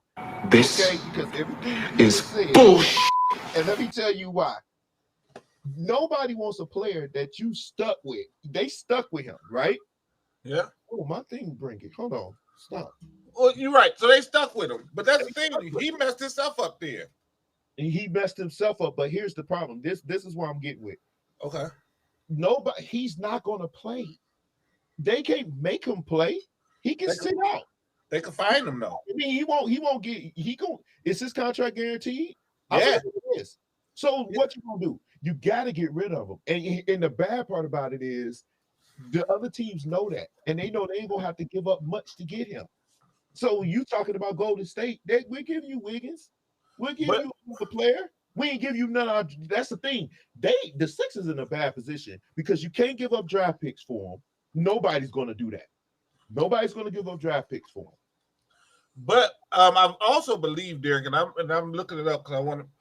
when they did the collective bargaining agreement, when they signed a new CBA, they put this in there, and so they can fine him and not pay him because he sit out. Because you can only sit out if you get hurt, but they can't. You can't just sit out. Just say I don't want to play. I don't want to play, so I'm gonna sit out. So he got it. So sooner or later they gonna have a problem, and the problem is don't nobody. And the thing is, don't nobody want this dude to come to their team, and you scared to shoot. You scared to dunk the ball when you open. But see, this is the part that you're missing, though, Damien. If we ain't got to give up much to get him, we'll take him. But you still got to fit that salary. You got to fit that salary under that salary cap. I mean, stay there. Okay, he's not. I don't think he's elite one. I don't think he's level one, tier one. But he could bring something to your team, so to justify that price. And like I said, you're not giving up much to get him. Okay. I believe Golden State could get him. I mean, he's not going to the Lakers. Derek, think about it though. Think about it now. You can't. He don't fit with Golden State. So okay. So say you have this lineup. Okay, this is the lineup because they just got Andre Iguodala back. All right. So Andre Iguodala. You know who? They just got Andre Iguodala. So, but if you say Draymond Green at the 5, okay. Then they got that because they're gonna have to get their rookie Wiseman to go over there if they get him. Yeah. So you got Steph, Clay, Draymond, Ben Simmons, and whoever. I don't even know whoever you put for number 5. Dude, on the defensive end, I mean, you might be, but on the offensive end, you got 2 players. Think about it now. You showed it with Russell Westbrook. You got 2 players that you could sit on. You could just sit in the paint and say, "Y'all ain't gonna shoot that 3." And so now I can double team Steph and Clay. Okay, I get what you're saying, right? He can guard the 2. Let Steph still guard the 1, right? Right. So no, I said on defense you good, Derek. I'm talking about offense. Well, I mean, on offense you still good because here's the thing: he can finish around the rim. He's 6'10". Won't though. He won't. Man, I don't know. That's what happened in Philly. He wouldn't finish. He had an open dunk. Damien, that was dang near a Starbucks lineup in that paint because you had Embiid up in there. You had all these players standing around the paint. So how was he gonna get in there? With Golden State, he got more room in the lane. Derek, that man had a wide open dunk against Trae Young. That man didn't want to shoot because he didn't want to get the foul. He didn't want to get fouled. If he started missing free throws, he ain't shooting no more. He like, I'm done. Well, see, he does need to work on his game, but get him out there now. If I'm Golden State, I see what you're saying, Jeremy, but if I'm Golden State, I'm getting this dude. I believe they can revitalize his career. I believe he could do. Okay. He can probably go out there and make a good turnaround because number one, he's going to be with a good shooter. Name a good shooter he can learn from in Philadelphia. I will wait. Seth Curry. Who? Oh yeah, I forgot about him. Seth Curry. Yeah, you got me. But you're not a leader though. You know what I'm saying? Steph is a leader. And that would be, and Draymond would definitely make him get in that gym and shoot 1,000,000 shots. Then why ain't Draymond in the gym shooting 1,000,000 shots? I don't know, but we know he can't be out here doing this out there in Golden State. He definitely gonna be on that. Because this is how he was shooting in the season. No, Derek, he wasn't even shooting that much in the season. He was scared to shoot. Yeah, but I think Golden State's a better fit for him. I mean, Philly. I look. Does he need to get out of Philly? Yeah, but I don't think Philly just gonna give him away. So I don't care what they say. They ain't just gonna give him away. So they like, you know what? You gotta figure this out. No, I kind of like Ben Simmons. I do. I want him to land somewhere where he can play his game. His game ain't shooting. He's not a shooter. He just needs to develop. He could be a smaller version of Giannis. Get to the hole. The only shot I need him to develop is his free throw shooting. Because that's going to be his most dangerous weapon because he can get to the rim. And then he won't be so scared to get to the rim because he knows if he goes to the rim, he's going to get fouled and he can't make free throws. So that's it with that. But your boy got signed. This is what you wanted. That's exactly what I wanted. This is what you wanted. Welcome back, Rondo. Welcome back home. Come on back. We going to show the Clippers how they should have used Rondo. Damien, I'm so sick of listening. The old Lakers team, is the epitome of stacked. Okay, they the oldest, the sixth of the old. They are old team according to many of us and myself included. My reason saying they old has nothing to do with their ability. Is being hurt. Okay. But they got 50 between all of them, 50 all-star selections, 5 MVP awards, 4 defensive player of the year awards, 7 assists, 7-time assist leaders, 5 blocks, 3-time rebound leaders, 11 NBA finals between all of them. Damian. What? Damian. What? Get this team. I And see tell me that this team ain't winning the championship. No, we need to pick up. We need to pick up a couple more people. I see DeAndre Jordan coming over. Who in the world do you need to pick up at this point? DeAndre Jordan from Brooklyn. You need to pick up right here. He ready. Hey, come on over. See. Let me explain something. Let me explain something to everybody that's listening. He ready. Hey, let me explain something to everybody that's listening. I'm a Laker fan. I care less about you being mad that we stacked. We not stacked enough for me. I wanted to have we can find a way to get Damian Lillard under the cap. I'm like, come on over. I care less what y'all say. I care less about us blowing up the league. I care less that we ruining the league. I want my team to win. So, with that being said, now if you told me this was somebody else's team, I'm like, man, that's messed up. But since it's my team, see, in real Laker fans, we care less what y'all say. Y'all say y'all got a super team. We sure do, but we need a couple more. I hope they do bow DeAndre Jordan. Come on over there to the Lakers. And LaMarcus Aldridge. Come on over to the Lakers too. Hey man, we got room. We got room for folks. How much room do y'all need? We can put 15 players on that team. Put 15 all-stars on there. We can. Hold on. Check this out. Where is it? Hold on. Look, it's saying the Hall of Fame probability, right? Yep. Look at this. Russell, this is legit. Russell, what's this boy named? You got Anthony, LeBron, and dude, Damian. Why they got Damian Lillard on there? He ain't on our team yet. No, they were just saying the probability. Dude, that's crazy. Yeah, how much help do you need to win? And my problem is this. My problem is this. Where is it at? Hold on. Do I got it here? Oh, here it is. Check this out, man. I believe that these super teams, right? These super teams are causing issues with the league overall because the small market teams don't have a. How can they compete with this? They can't. They don't have the money to pay what the Lakers and what New York, Brooklyn can pay. You know what I'm saying? So how do they survive? Let me ask you this question: yes or no? Is there a problem with parity in the league? Yes. And do you think super teams is the reason? Yes. Okay. I know I'm gonna walk right into this one. Do you care? No. No, not at all. No. Look, my team is one of the super teams. I can't care. Dude, that's like that's like back in the day in the Bible. That's like asking a Jew that killed Jesus, hey, you think he Jesus? No, hey, I did it. I can't be mad. Dude, I'm happy my team is super team. I'm happy I'm a Laker fan. And when LeBron James retired and we get a chance, I want us to go over there, get Damian Lillard and CJ McCollum and tell them to come on over to the Lakers. I care less how y'all do it. I just want my team to stay a super team. Now, no, I hate it. But I know you do. But Derek, I know you do. You see, I know you do. And I understand it. I understand everything you saying. I don't care if we ruin the league.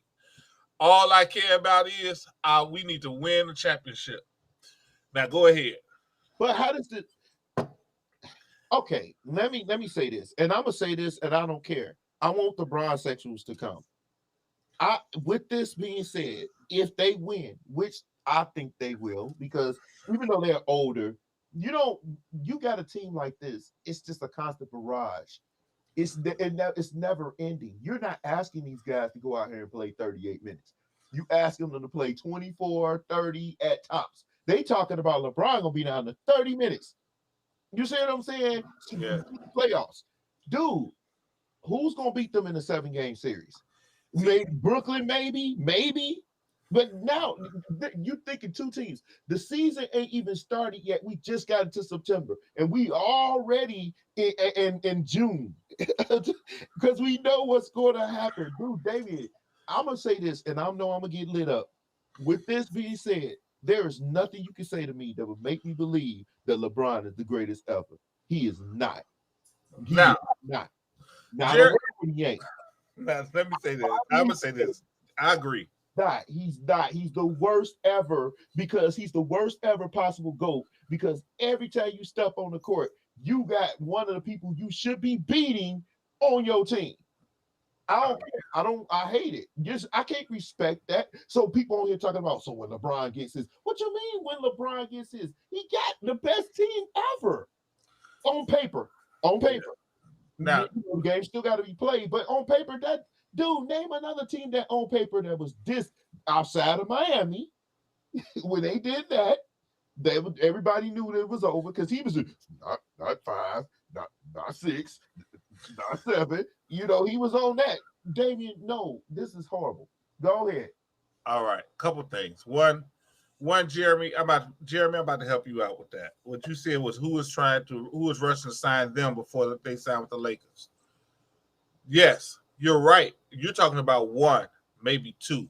What Derek is talking about is when you put all of them together, they make it an impossible team to defend like that because they have set themselves up to be a super team together because they don't have to play 20. They only have to play 20 minutes a game, and you put them players in there for 20 minutes a game, they will be great. Yeah. Now, Doug, for you to say he is not, but he's the greatest Laker. No, you know what he is though? He is the greatest Laker recruiter ever. Nah, I give you that. He is the greatest Laker recruiter ever because there are some players on this team that they did try to sign.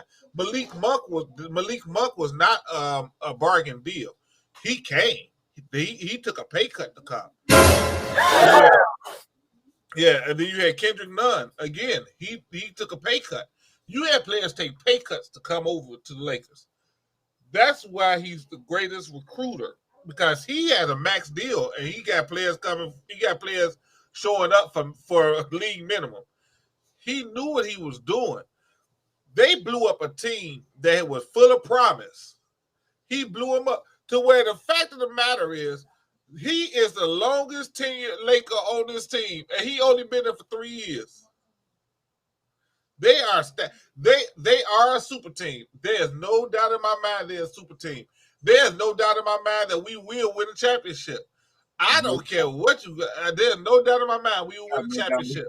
I don't see nobody beating them because they can't match their talent. And you can say, well, they old, man. No, that's a constant barrage coming at you. There's no way you can there because you everybody else have a bench. You know, back in the day, your bench came in. You know, they were good players. You don't get in the NBA if you're not. But this is why 6th man in the league was important because you knew your bench came in was giving your starters rest. But this team, who gonna be the 6th man? All of them. ALLUUM. All of them. They all gonna be the 6th man. It's just a constant barrage. And so everybody want to talk about, you know, who on here, who the Hall of Fame on there. I left my post on here when I was talking about where is it at? I left this. Remember this, Damien? Yeah. Posted this, and it caused so much controversy. The Bronsexuals came out in full fledged. Y'all defend this man worse than y'all would y'all wife. I probably can call your wife the horse lady, and y'all be like, yeah, she is. But if I say something about LeBron can't make free throws. Oh my God! You're talking about LeBron. If I say LeBron can't make a layup, you're talking about LeBron. You made me mad. I'm gonna sit there just like that. After I said it, I'm gonna sit here just like Smudge because the thing is, you got all these people on your team. All these people on your team. Look at this.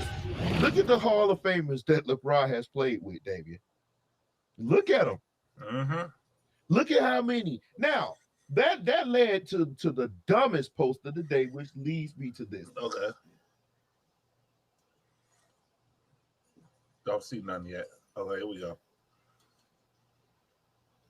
the dumb post of the week. You hear that? I'm sure you heard the honky. The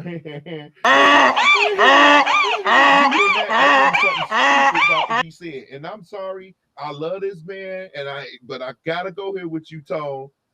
This came up, Damien, and meanwhile they talking about Jordans, right? Now, hold on, where is that? Hold on, let's go. So at the end of this thing, it was saying how wait, what's wrong with this thing? Anyway, it was basically saying that Utah Jazz was scrubs. That was his competition. That's what it was saying. Okay. Damien, that's dumb. It's very dumb. Okay. Let me ask y'all this. Let me ask you all this. All right, and let's ask them in the chat.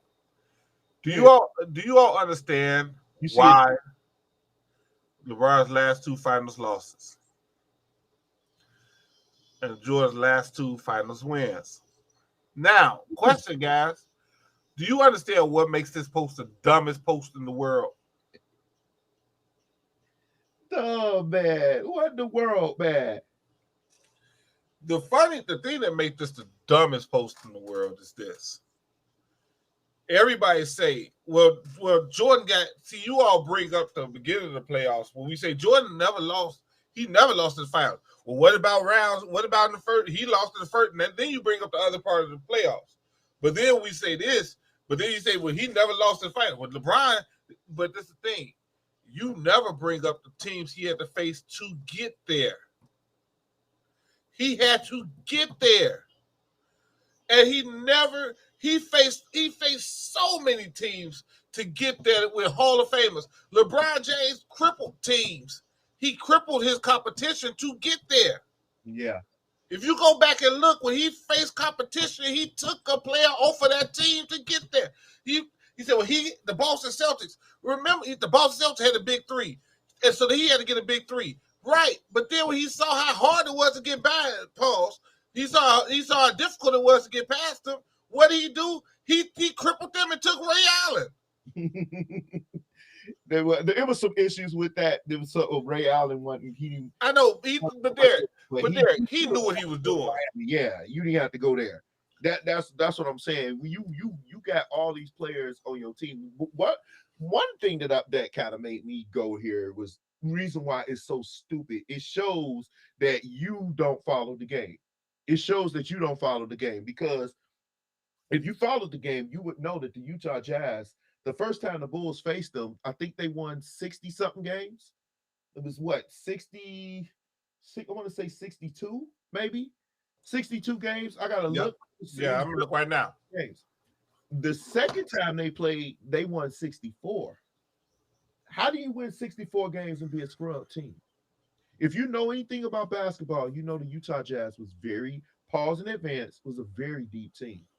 They were deep. And a lot of people didn't have the Bulls beating them that second in 98. They were a very, very good team.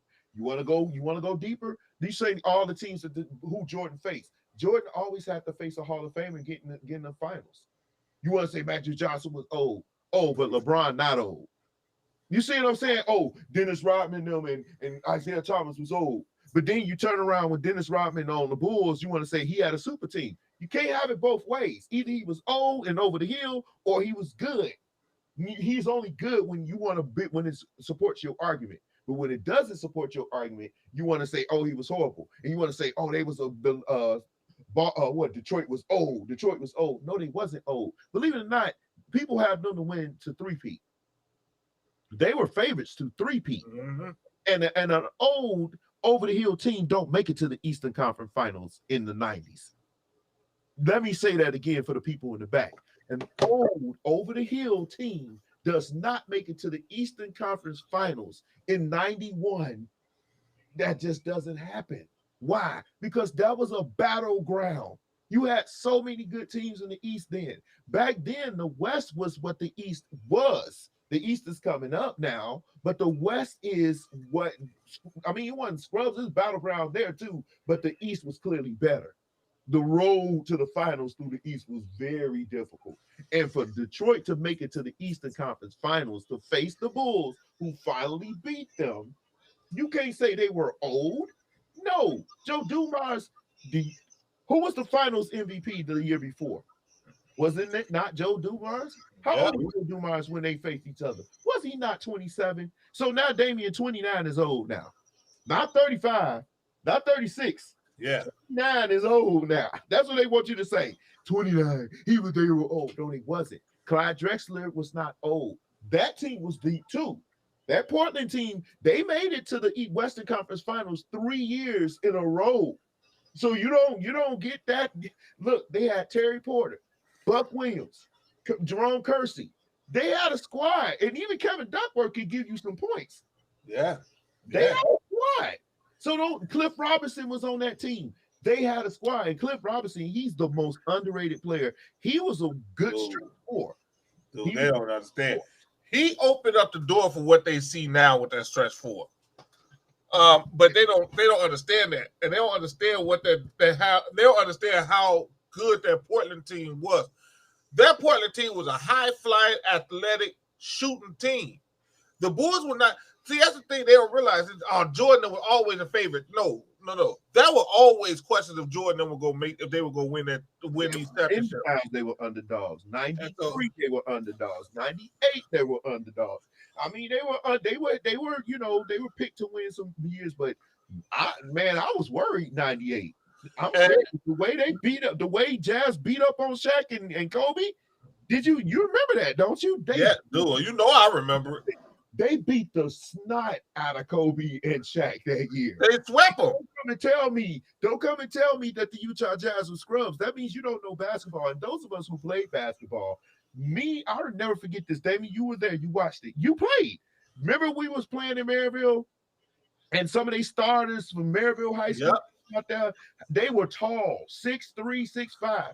I'm 5'8" on a good day. You see what I'm saying? And me, you, and your brother, we beat these boys. The starters from Maryville, we beat them. And how did we beat them? The pick and roll. The real simple. Perfectly, because nobody ran a pick and roll better than me and Doug. Nobody. And you can look at my cousin, you be like, that pick and roll works. Doug can finish at the rim. He was picking and popping. Damian was out there shooting them shots. Damian just lurked around the 3-point line. I think it's 3-point line. He didn't come up in there like that. That was his job, though. We played three. When me, Damian, and Doug was on teams, Damian's job was to stand out. Me and Doug did the two-man work. Yeah. But they could not stop Doug. You watching it, Doug? Am I lying? Doug, they could not stop that pick and roll to save their life. We ran that pick and roll. Now, man, I played ball in high school. Doug didn't play ball. That I know of. He didn't play high school. He played football. He was a football player. He played football. Damian didn't play basketball in high school. I was the only one that played. Thank you, Doug.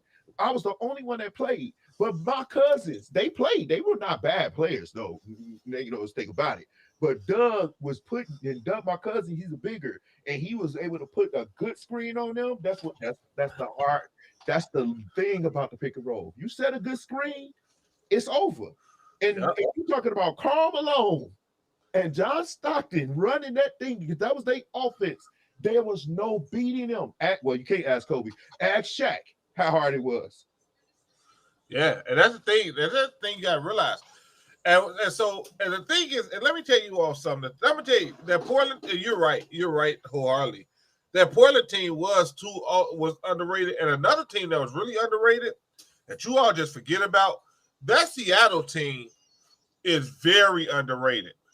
The only reason why the Bulls won 72. That's the only reason why they were. But you got to remember that Seattle team won like 60-something games too. They had won. They were right there. Yeah, like the Bulls, they were right there with their record. Like they were right behind the Bulls. And so you say, was Gary Payton the only Hall of Famer? Let me fix that for you. When Sean Kemp was in his prime, there was nobody that didn't think he was going to be he wasn't going to be no Hall of Famer. Kids messed him up. He couldn't get his balls. That's what messed him up. That's what messed Sean Kemp up. If he could control his balls, he would have been a Hall of Famer. For real. And that's the thing that messed him up. They had what? Hersey Hawkins. You had Shrimp, Sam Perkins. They right. Was Xavier McDaniel there still? McKee was there. Derek McKee. Oh my God, dude! They had a they had a squad. They had a squad over there. They had a squad. And the Bulls. So that's what I'm saying. You all don't understand, and you don't understand the toll it took for them to get just to the finals. They had to go through Shaq and Penny on the Magic. Oh, go ahead, Damien. I'm gonna address what Jeremy said. They had to go through Shaq and Penny on the Magic. They had to go through the Knicks. They had to go through the Pacers. Dude, they had some squads over there. Miami Heat came up. Yeah, Miami Heat was on too. Dude, y'all don't understand the toll they took. Go ahead. Y'all be killing me because y'all so blinded by the pubic hairs of LeBron's power. I mean, dude, no, he's not the greatest ever. He's the greatest recruiter. He can get people to come to his team. But make no mistake about it, to say Jordan didn't face no competition is a lie. Now, to address you, Jeremy, the build for teams was different from teams now. And you're right, it was. You want to know why? Because superstars didn't want to play with other superstars. They wanted to beat them. That's why. They weren't running out here trying to say, like, hey, let me team up with you. Hey, man, we should come together and run the gamut. They weren't doing that, especially not in their prime. Now, maybe when they got older, 35, 33, when they knew their best years was behind them, they would probably try to do that. I think that's what Barkley did when he went to Houston, and Pippen later came. But they were well done then. They were like burgers at your restaurant. I don't know how y'all eat burgers well done. But anyway, they were like that. They were pretty much over hill. You want to talk old? That's old. Pretty much what the Lakers are doing now, but this is like that times a million. So no, I'm not. So to say, only thing I'm saying is, don't cap out here and say Jordan ain't face no competition. That's a lie. That's a lie. Indeed, because now what you're doing, you're putting the superstar era in back then, when actually it was actually a little tougher because every round you face somebody. Now you ain't facing you facing up and comers and inexperienced, and then you face a good team in the conference finals, and then you go to the finals. No, back then, first round you was getting it. And you say, well, look at that, they swept them. They was just a better team. And when you got the best player in the league, it happens. So I don't know, Damien. These are crazy. These your friends. Yes. Sam, Samuel Parker said let him in. Who? Samuel Parker. He said let him in. Hold on. I pinned the link up there. I didn't see you. You gotta come on. All right, so this is the thing. You have to understand what you're saying though. The build for teams, they don't build teams anymore. They just get them. Hey, there we echoing. Huh? We echoing now. I don't know if it's you or me. It might be you. It might just be me. Hold on. Let me see. All right. Hold on. Let me try to turn this down. But to get a build for teams, they don't build them anymore. The Lakers didn't build this team. They just recruited. And the team they got is a great recruited team. Yeah. I just think that there's no denying that this team is just built. It's built differently, but it's only built differently because you got these superstars. But at least back in the day, they could compete. Cleveland actually had a good team at one point when they had Brad Daugherty and Mark Price, and you know what I'm saying, they had a good squad back in the day. Now you looking at Cleveland, they look a mess because they can't get nobody to go there. Because now you got these big market teams. They loading up. I don't like what the Nets are doing either. I don't like them either. I don't like the superstar era. I actually be glad when it comes to an end. I was elated to see Milwaukee win because they not considered a big market team. So yeah, I'm waiting on you, Sam. Come but on. They're not doing it again. Yeah. Now, with that being said, though, guys, I care less. The Lakers are a super team, and we winning this year. And then but the thing is, they always be posting these stupid, ridiculous stats, though, Damien. Every time you turn around, man, they posting something. Oh, that's you. they posted something up here like, oh man, LeBron is this, LeBron is this, LeBron got this. And I saw this stat, man. Somebody posted this. Look at this, man. Look at his career highs. He's great, man. Look at that, man. He's the greatest. All right, that's fine. And then I turn around. And so I go to the same thing and post MJ's, and then they get mad. Now, if you had, wait, let me move this out the way. Get out the way. All right. So if you had this, right? You got MJ's. I see you, Sam. You got MJ's, right? Let me get LeBron's. You got LeBron's. They look equal to me. But what stands out to you, Damien? They roughly equal. So what stands out to you, Damien? What's that stand out to you that separates? Come on here. What up, Sam? What up, broski? What's up, man? We up here talking about your boy. Look at these stats. They equal, right? So you get what Michael Jordan is. His defense is where he stood out, right? Out there, I'm gonna pull in Pippen. Look at Pippen. Jordan had way more blocks and steals, his highest. But Pippen, they want to bring Pippen in the game all the time. Somebody actually said Pippen was the MVP of that team. That's some good weed right there, bro. That's some great weed. So what you think, man? Let me hear what you got. He in his car. Hello. Yeah, he in his car. We can't hear you. So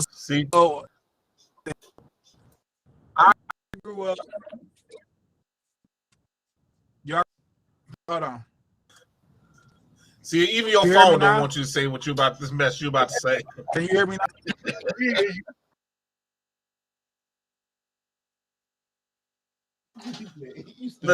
Look, your phone said, "Look, we ain't gonna let this blasphemy happen." we can't hear you. Your phone like, nope, you ain't about to say this lie. You ain't about to try to put LeBron up here with Jordan them. Go ahead, sit down somewhere now. I want to hear what you got to say. Oh wait, we can't hear him though. You got to get to a Wi-Fi. Yeah, you got to get to a Wi-Fi. Your phone like. You must be T-Mobile. You T-Mobile? Wait a minute, you T-Mobile, ain't you, Damien? I'm T-Mobile. What you not gonna do is sit and talk about T-Mobile like this. Man, T-Mobile is the worst, dude. It's the worst ever. All right, let's see it. We hear you.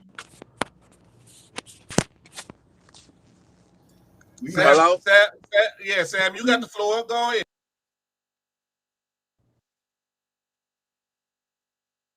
You say he needs some headphones. Yeah, see? Yeah, you need some headphones. No, what he need to do is stop believing in LeBron.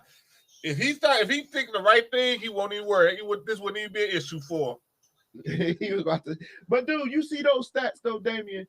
Dude, yeah, I saw those stats. The defensive stats that Jordan can put up, dude, was just way better. Now, me personally, I think the whole debate between Jordan and LeBron is actually funny because you can't. They're not going to be. Their teams won't ever play each other. And honestly, if we want to go on a limb, that team that he got now would beat the Bulls. It would because they just gonna outclass him.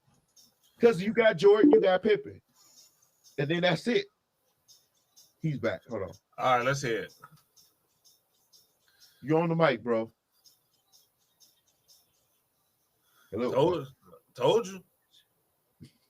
It's T-Mobile is the greatest.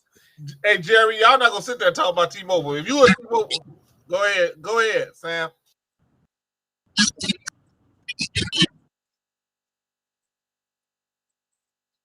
Oh, that ain't gonna work. That ain't gonna work. Mm-hmm. See, that's what happened, man. That's what happened when you about to say a bad take. Get to a Wi-Fi, Sam. Wait till you get on. We might still be here. You need to get to a Wi-Fi, bro. Man, that's funny though. That's funny. Yeah.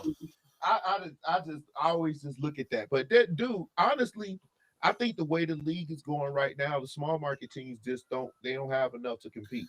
They don't have enough money. And I'm looking at this team and I'm looking at the moves that were made. Everybody that made really big moves are big teams. You know, they're teams that have a lot of firepower. Or when I'm talking firepower, I'm speaking like resources and money. They can pull them in, and they're in great areas. You got Chicago that made some moves. You got Brooklyn made some moves. That's New York, and you had LA.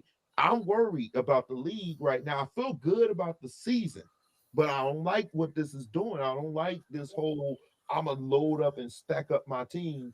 And then, you know, because if you take competitiveness out the game, then what are we playing for? Well, would you say Phoenix? Would you say Phoenix is a large market? No, that's a small market team. But they made some good moves. They didn't really, but they didn't spend no money. They did. No, They made. No, I mean nobody made moves like the Lakers because the Lakers are the Lakers. I mean, they always nobody can compete with that D. That's they always no the Lakers. First off, let's be real though. The Lakers always make moves like this. You know, the Lakers always make moves like this, though, Derek. It's not new for the Lakers. I mean, think about it. When they wanted, when we drafted Kobe, well, you know, we got Kobe. We already had, you know, we paid. Well, we bought Shaq. You know what I'm saying? So we about what Jeremy said, Damon. You see, it's about the rules. But do you think that would fly today, though? Do you think that would fly today?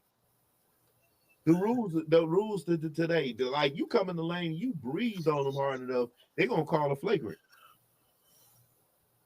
So I don't know. What you got for me, Sam? Still ain't gonna work. Yeah, he got that T-Mobile for me. That's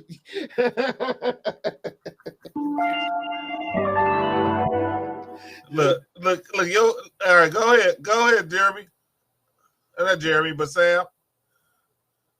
We love it, man. Now we can't even hear you. Look, see, your phone said. He said, "I got AT&T." I got AT&T. You got AT2 Mobile. AT&T Mobile. All right, now we can hear you. Go ahead. Oh, you can hear me now? Yeah. Hello. Yeah, we can hear you. He must be. Are you at home? No, he's driving. I mean, it said, I'm looking at his meter. It said he got a good strong signal. I'm letting him know we can hear him. He's right there. We just can't hear him. Maybe he can't hear us. All right. So, yeah, dude. But, so you say 90 teams have more enforcers. You're right, they have more enforcers, but they play by those rules. The Bulls will stand a chance. Not really. No, they gonna. Can y'all hear me? Yeah, we can hear you now. But you driving. Okay. So, okay, bro. So this is the thing with Jordan and LeBron. Okay. I'm from Michigan. Jordan was the greatest player that I seen. I always said nobody be greater than Jordan, right? Right. And like diehard Michael Jordan fan, bro. My mama and them was bad boy Pistons fans. I got a lot of whoopings, got a lot of punishments because I couldn't take the Bulls losing. I hated, like I literally get sent to bed, bro, because I'd be like that. It was too emotional for me with Michael Jordan.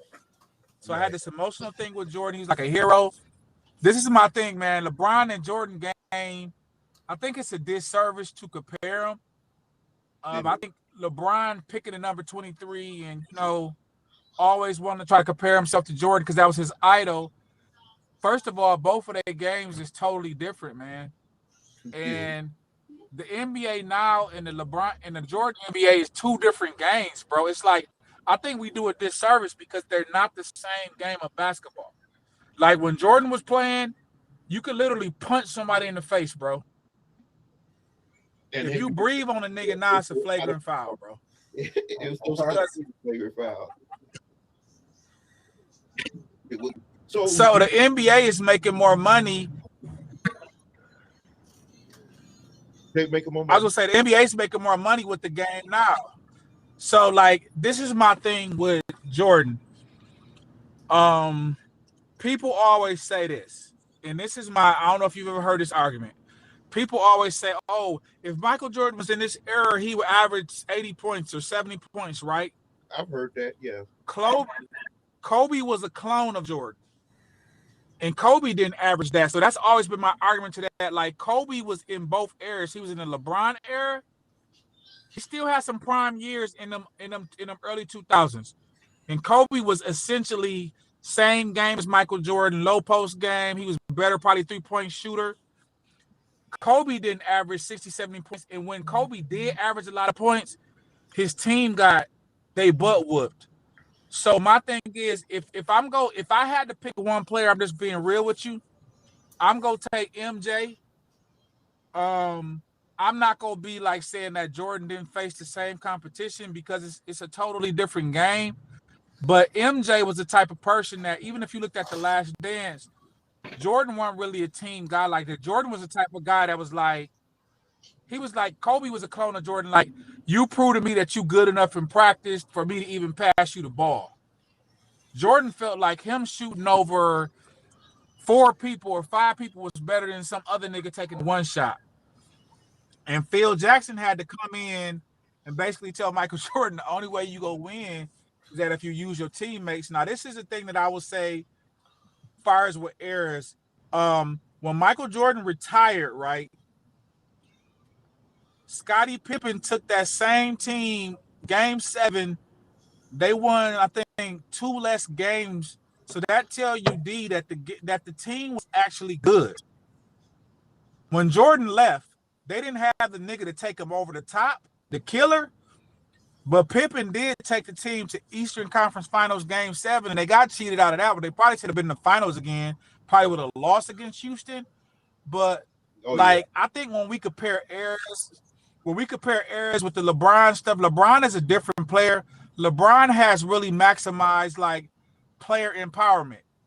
So if you look at LeBron, he's all about, and you can say it diminishes his legacy, but LeBron is all about, like, these teams can't just define what they go do to us. Now, I got a couple of, I got one friend in particular who went, we went to high school together. He graduated with my wife. He went to the NBA. I don't know if you know of him. His name is Jason Richardson. He won a slam dunk contest. Yeah. He was in Golden State. Hey. Yeah. He was in Golden State. Rich, Draymond from St. But Draymond graduated. Jason Richardson graduated with my wife. We came up together, and when Jason got to the NBA, he allowed me in few times to be in those circles and come to games and stuff. But man, I was always more interested in the business side of it because I'm a business person. But he basically told me, man, like, I'm gonna tell you how my man got traded. Nigga be at their house chilling, getting their house done, chilling with their kids, man. The team, your agent will call you, bro. Like, honestly, most of the time when you get traded, the niggas on the street like you and I know before the player know. Sometimes the stuff hit the media before the player even know. The player may be watching TV and they say, D. Herm just got traded. And you call your agent and be like, man, what the hell? And he's like, yeah, man, I just got the word. You got to jump on a plane and go take your physical. Like, literally that quick. Like, head to the airport right now. You got to go take your physicals for this trade to go through, man. That's how the NBA will pass you around like a piece of booty, bro. So LeBron is the type of nigga that's like, NBA got all this power. I'm going to be the nigga that's going to flip it on his scale. If you look at Skip Bayless, Stephen A. Smith, them dudes done basically built their whole career in the last 10 years off just talking about LeBron. For every show to be successful, bro, you need one nigga to like LeBron and one nigga that don't like him. If you look at Skip and Shannon like LeBron, Skip don't like him. When they was on First Take, Stephen A. used to like LeBron, Skip didn't like him. Yeah. So LeBron is made for player empowerment and money. LeBron has made a lot of niggas rich, showing them like, yo, now you could have diminished it and say, well, Jordan didn't go play and these players wanted to play against each other. The true thing is, the players didn't have the power to do that. But can I say something real quick? Because I want to let me jump in here real quich. A couple things. Bro. Yep. A couple things you said. Let me say this. When you say that Jordan left and they came and they were one shot away or whatever from finals. We diminished the fact that Tony Kukoc came right after that too. They had a couple good players come on that team that wasn't there when Jordan was there. So they had some players. But if you go with the player empowerment, and the thing is, they wouldn't be where they are if Jordan them didn't do what they did. And that's the part people that they just diminish. Like Jordan didn't do nothing. Jordan made the league the phenomenon that it is and gave the players this much power. Because they're at a point now, before Jordan came, you wouldn't buy no shoes. They weren't selling shoes like that. They weren't doing the stuff they did before Jordan came. Jordan opened up that door. And with him opening up that door, he gave them that player. But the thing is, I'm all for player empowerment. And I'm sure Derek is all for player empowerment. But what we said is, sooner or later, y'all got to compete with each other. And there's no competition no more. See, right now, I'm happy. I'm happy because I'm a Laker fan. But if you're a team of any other, if you're a fan of any other team, you should be like, what's going on? Because your team don't have a chance against my team. Go ahead. That's it. Go ahead. But this is the thing, though. I'm a Laker. You know, I'm a LeBron fan too. This is the thing, man. It's not as easy, bro. So this is the thing that I will say. When Jerry Krause built that team in Chicago, right? He built the team based off like, hey, we need a defensive guy. You got like, let's be real, bro. Michael Jordan and Scottie Pippen were the two best perimeter defenders, man, for like 10 years. Like them niggas will lock you. And it was a defensive mind team. So you know when they bring in like a Horace Grant, you know, when they got Dennis Rodman, you got three niggas who focus on defense. MJ, Pippen, Rodman. Remember Ron Harper was a good defender. They had some good defensive teams too, with some good offense, and they had a triangle offense. Yeah, but what I'm saying is, like, even in Miami, when LeBron went and built that team with Dwayne Wade and Chris Bosh, it was good niggas on paper, and LeBron was just so incredible at his athletic peak that time. But really, him and Dwayne Wade played the same position. And they both had to need the ball and was just dribbling the ball. So that first year in Miami, man, when you looked at them, all they did is like, okay, it's your turn, it's my turn. It's your turn, my turn. They didn't really have no cohesiveness. They just had some superior talents. And that's why when the Spurs came in with a system, the Spurs was able to, like, even Boston that first year. They came like Dallas. Let's use Dallas. This is the thing that I will say about LeBron and Jordan. I love LeBron dearly, bro. I can never give him the nod over Jordan for this one simple fact. It's other reasons, but I've never seen Jordan choke. I've seen Jordan have bad games, right? But if he had a bad game, you know he was going to smoke you the next game, right? That was. I seen LeBron have 4 or 5 bad games in that Dallas Finals, bro. He was scared, bro. Like, I had watched that man all year play. That my first Miami year, I probably watched 80 of the 82 regular season games, every playoff game. In that series, bro, that nigga was scared. He was giving the ball to Dwayne Wade and just standing in the corner like he was petrified. And that's one thing that I say we could end the argument on, bro, because I never seen Jordan, like, in the moment. Jordan was like, get out the way and give me the ball. Michael Jordan was like, if none of y'all niggas don't score no points, if I have to score 70 for we supposed to have a chance. And I think that one singular playoff series took LeBron out of the GOAT conversation for me. Because, bro, Jordan never choked. Like, Jordan had bad games. Kobe had bad games. But I never seen him in. And it's not like, oh, this nigga don't have a killer instinct. In that particular instance, bro, I don't know, bro. I literally thought somebody had LeBron's wife and kids hostage. Like, I'm like, nigga, I don't know what happened to that man. But he was scared to shoot. Like, that nigga was getting locked down by Sean Marion. I'm like, what? Well, Jason Kidd was playing D on LeBron, and he had, there's no way you go beat Boston like how you beat them, right? You beat Boston, LeBron went crazy, 45, 15, and 10 or whatever. And then you go lose to now. Dallas was a better team. They had more cohesiveness, 2012. but Miami still should have beat them, bro. And it came down to LeBron. Huh? That was 2012 when he did that 45 game. I remember that because Boston was about to put them out, and he came in that game. And that was in 2012. Yeah, it was 3-2. Yeah, that was 3-2. They didn't play that year. That was I think, man. I think the thing is, ultimately, LeBron is great. Michael Jordan was great. I think they're both are the greatest of their eras. If I had to take a nod to say the greatest probably offensive player, it's probably gonna be MJ. He just had a different mentality. But LeBron is greater in certain things than Jordan. Like, if you need Jordan to be the alpha and just go off and give you that energy and that intensity, but LeBron is the type of nigga that you put him on a team with a bunch of scrubs, because we can always say, oh, Jordan or LeBron didn't do this. There's no way, bro, that you put a prime Michael Jordan, bro, on some of them Cleveland teams. Them niggas not going to the finals or the Eastern. They just not. He not going with Boobie Gibson and Danielle Marshall and them type of niggas, man. Like he not go as far as LeBron can take a team with mediocre talent. Man, I saw Michael Jordan. Do you agree with that? No. Do you think?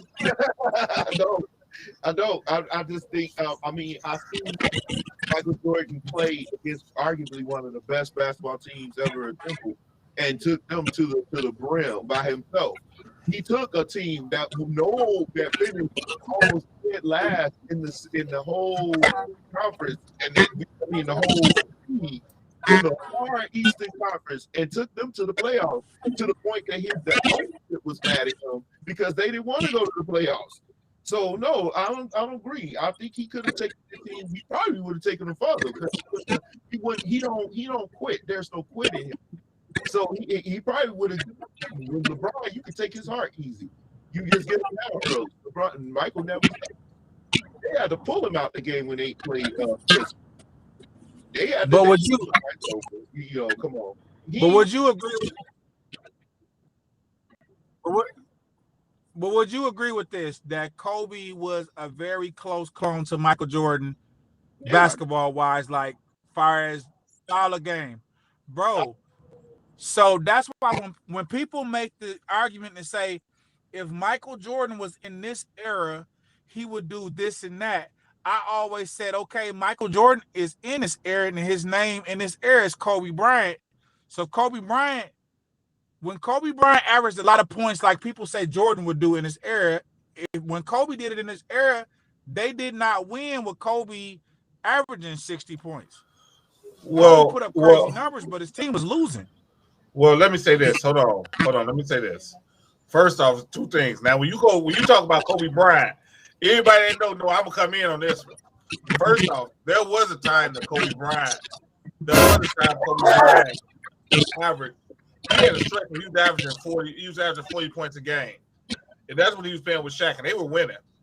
But they said he said he wouldn't. Kobe was the closest thing to Michael Jordan. He was the closest thing, but Jordan was still a tick above Kobe. He was still better than Kobe on some of the things.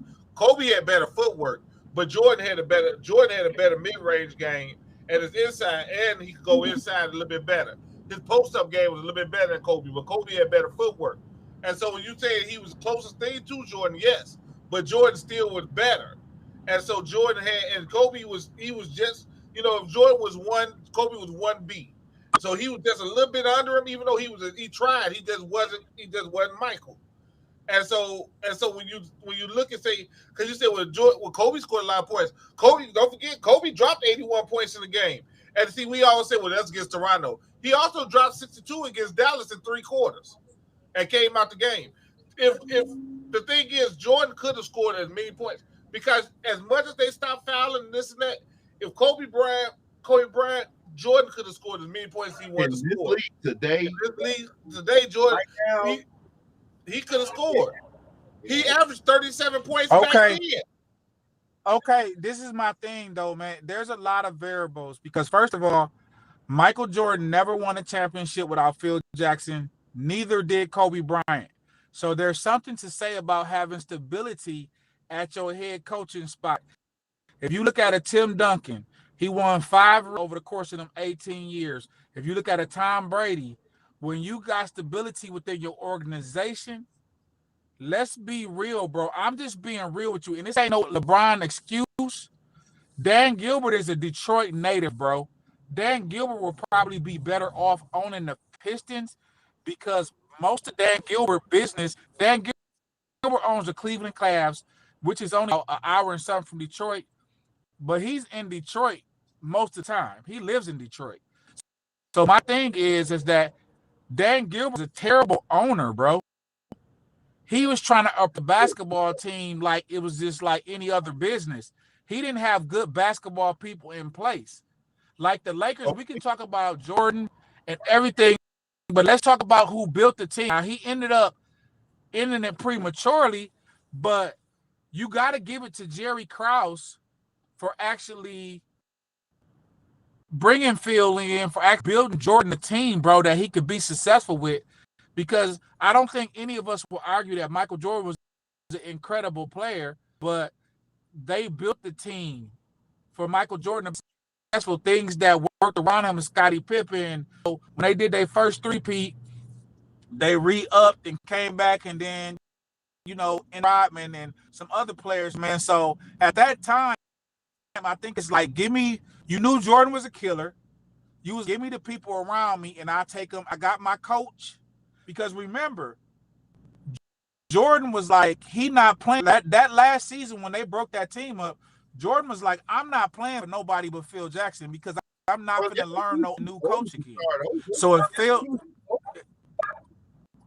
no, I'm not arguing with y'all at that point. It makes sense that Michael Jordan said, I don't want to start over with a new coach. But I'm saying there's a lot of different variables. Like even Kobe did that stuff with Shaq.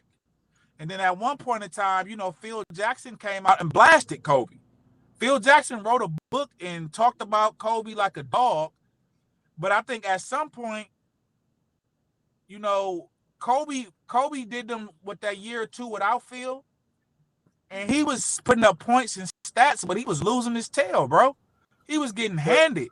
And when Phil came back and put the system back in place, and then they stole Paul Gasol, and they had Odom and 6th man of the year, Derek Fisher, some stability, they started winning. So I think LeBron whole mindset is like, if an organization is not going to build you a winner, I'm going to build my own self a winner. And I think a lot of people hold that against him, and they hate it that he's like the GM and the player.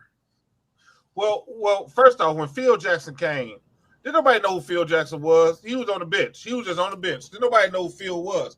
So Phil, that's the thing. We always say Jordan never won without Phil. Phil never won without star players like that. He needed those players like Kobe. He needed Kobe and Shaq. And we do say that, well, Phil had to come back and Kobe couldn't have won. What we failed to mention is Rudy Tomjanovich was the coach over there in the Lakers uniform when he was over there at the Lakers, and he got sick, so he had to quit. He was there. He was going to be their coach, and so they had no coach over there. He was coming to coach the Lakers. Those are all variables that we could, we come back on. And so when we're looking at and we're saying Jordan was this or Jordan was that, and then you had those people say, well, he never won without Pippen. And you're right, Pippen came, but I remember when they got Pippen, nobody know who Scott Pippen was. That's what they called him, Scott Pippen. Did nobody know who Scott Pippen was? We were like, who is this dude? Who y'all trade Odom Polynice for? And we forget that he was about to trade Scottie Pippen for Tracy McGrady, and Jordan said, don't you do that. Leave him a leader right here. And so he was ready to break that team up. Yeah, that was a pre.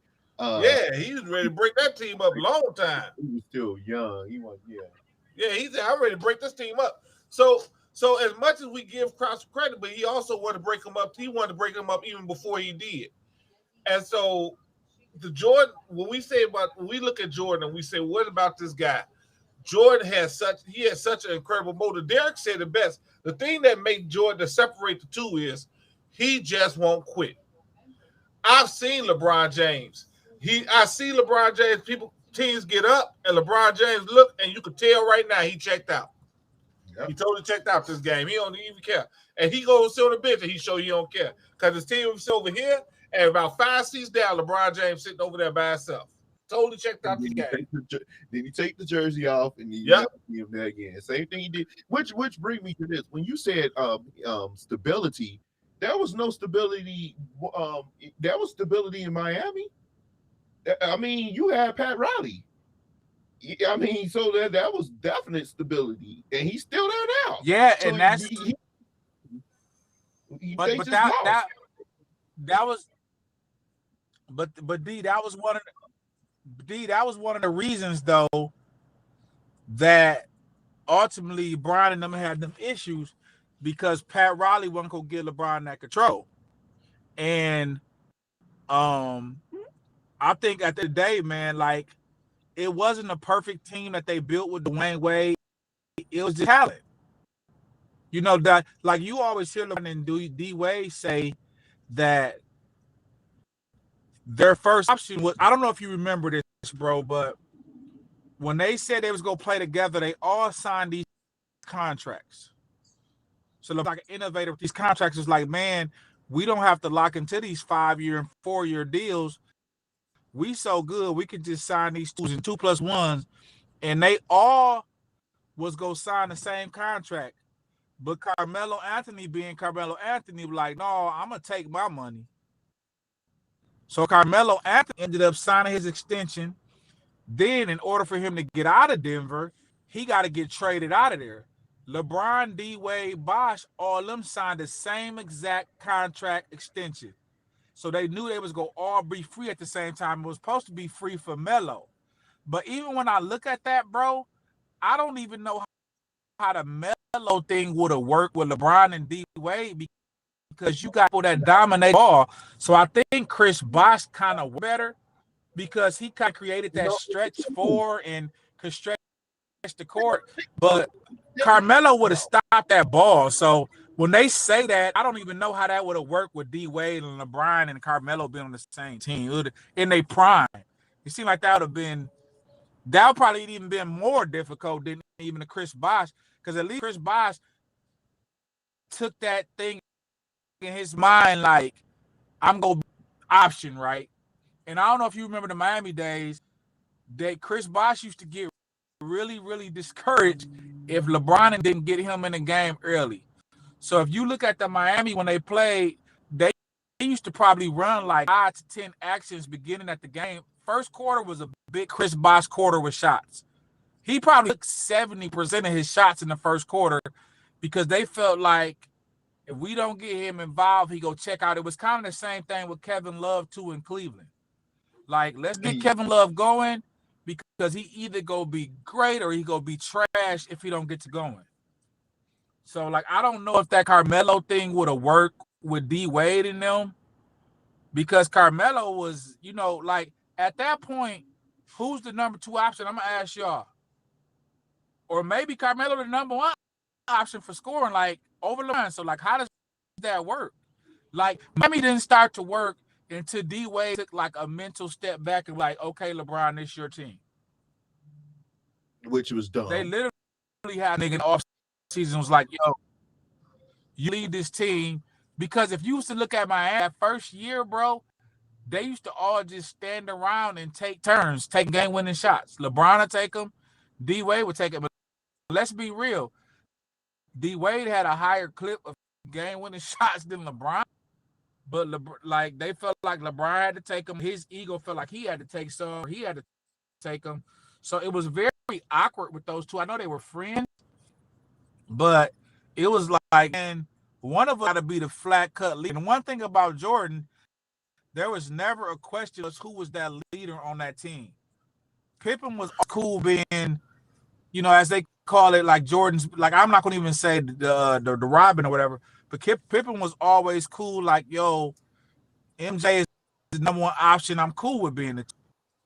Well, See, I think that's my issue with LeBron. I think that's my issue though. He came over there to Miami. He came over there. That was Dwayne. That's Wade County. Dwayne Wade had already won him a championship over there. He was already entrenched. LeBron James cannot.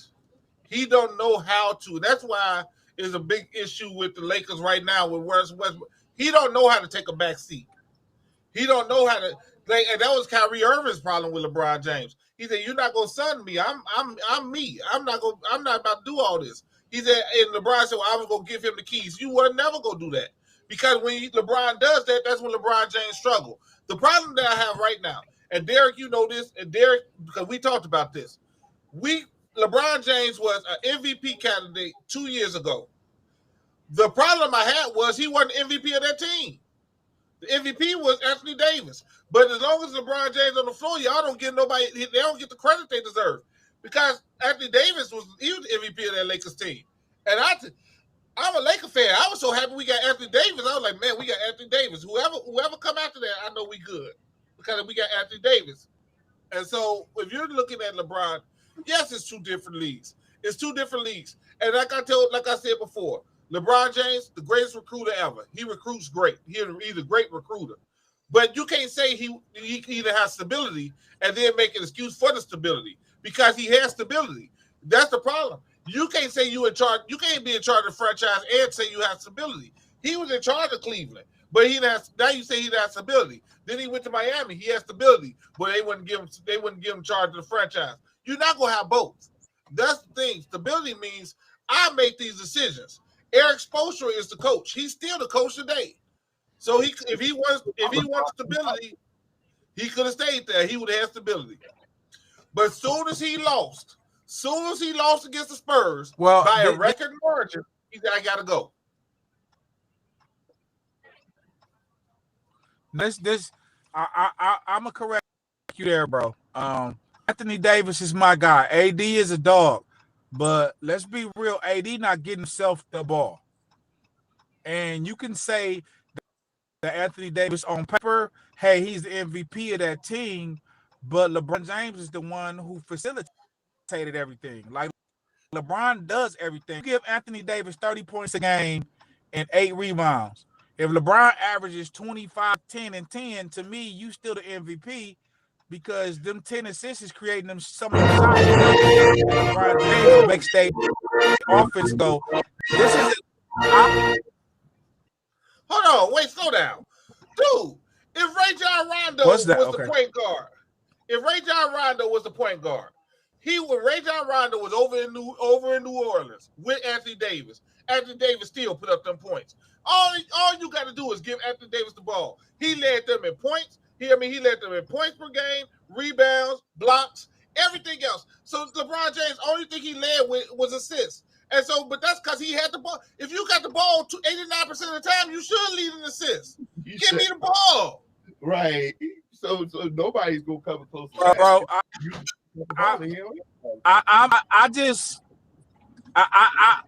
I won't say that. I think what was the second point that you made about? Are you talking about the leadership? Let's be real with the Miami team. You said LeBron James. And this is the thing, though.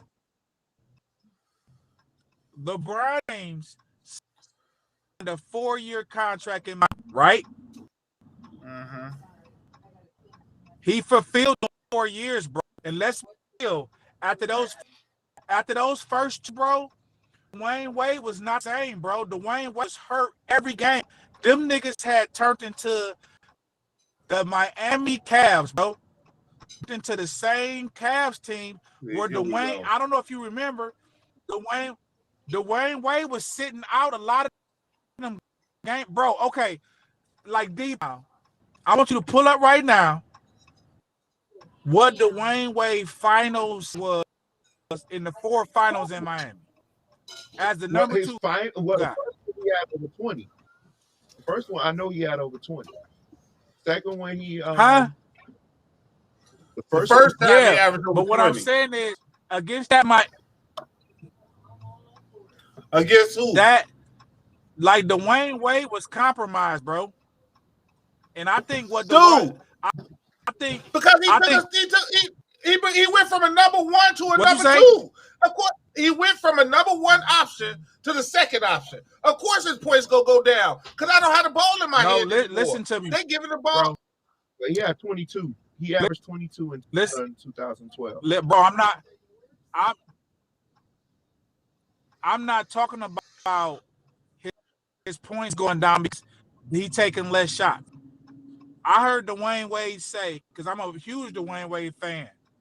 I always told myself, like, if I had to meet one basketball player, I would rather meet Dwayne Wade than LeBron James, because I feel like Dwayne Wade would be more cool to kick it with me and us. I feel like we can go out right now tonight with Dwayne Wade. Right? I feel like LeBron James would be very guarded, weird. You know what I'm saying? I feel like D Wade to just kick it with us, like how we kicking it now. I feel like we could talk about basketball with Wade, and he can be like, oh, okay, like have a regular conversation. And I heard Dwayne Wade say one time he never missed taking those shots. They was like, what's the biggest difference between you and LeBron playing together? He was like, taking less shots. I took 23 shots a game, and now I take 16. So I missed those shots. And he was being real about that. But I'm not talking about Dwayne Wade taking less shots or hitting less points because he was a number two. I'm talking about Dwayne Wade, bro, was staying hurt. I don't know if you remember, Dwayne Wade was dealing with some different stuff. Like, he was compromised. He wasn't the same player. And you could see that within those 4 years of that Miami run, Dwayne Wade was on his way down. Like, just like he was on his way out of his prime. And LeBron fulfilled the 4 years. It's not like LeBron traded out of there. After LeBron did his 4 years, he left.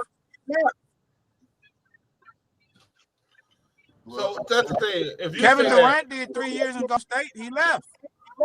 And they killed him out. And they killed. He did it.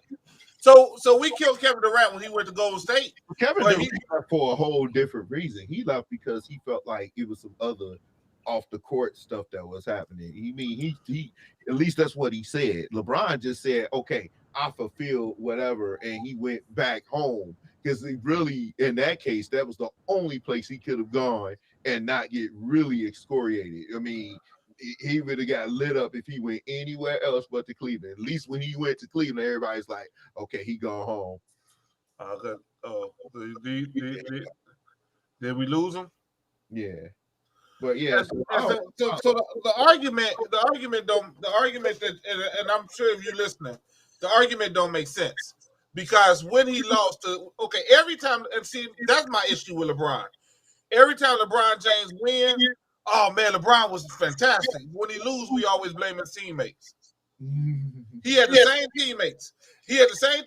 Those same teammates just beat the Spurs the year before. But then he played the Spurs this time, and they beat him by a record margin. Dwayne Wade was going down.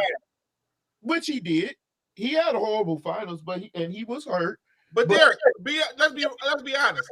All of them hit a horrible finals in Miami. See, they always say, look at LeBron. LeBron didn't score until it was already getting blown out.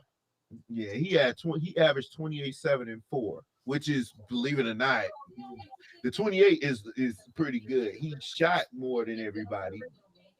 But Derek, if you go back and look at those games and look at when he started scoring, but look, it was already blown out.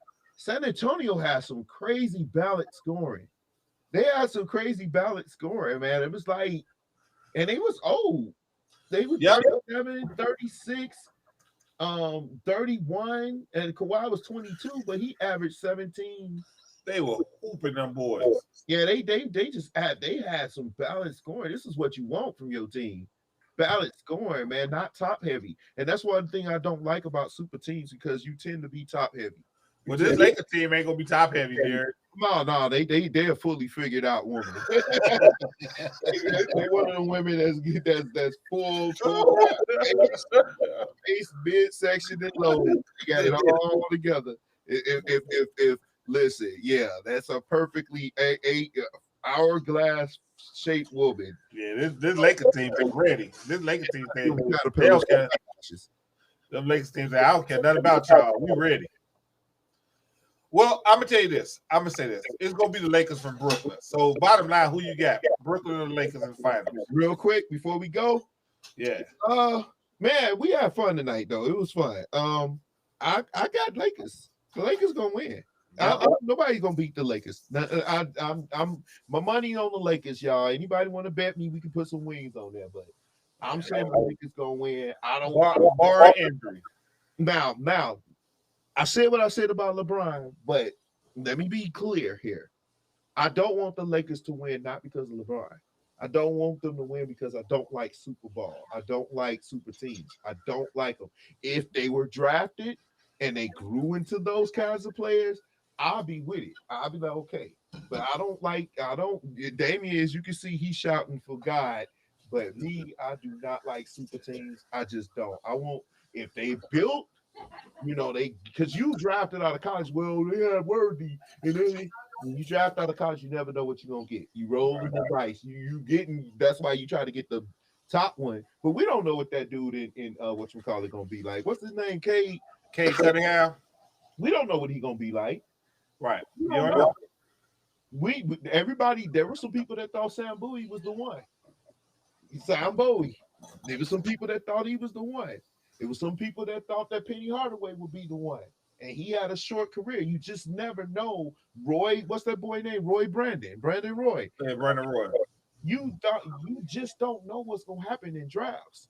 But when you get a superstar that's already established in this league, and you say, "Come over here and let's run the gambit." Well, not even the gambit because you ain't gambling nothing, but you know what I mean. Let's go over here and run them up. Then yeah. Hey, let me say this, Jeremy. Phoenix won't be a problem for this Lakers team. You got to remember what they addressed the problem when they got Dwight Howard. Nah, it's over for. Listen, Jeremy, look, that's my another brother from another mother. Jeremy, know I love him, but there's listen, man. Nobody's beating the Lakers.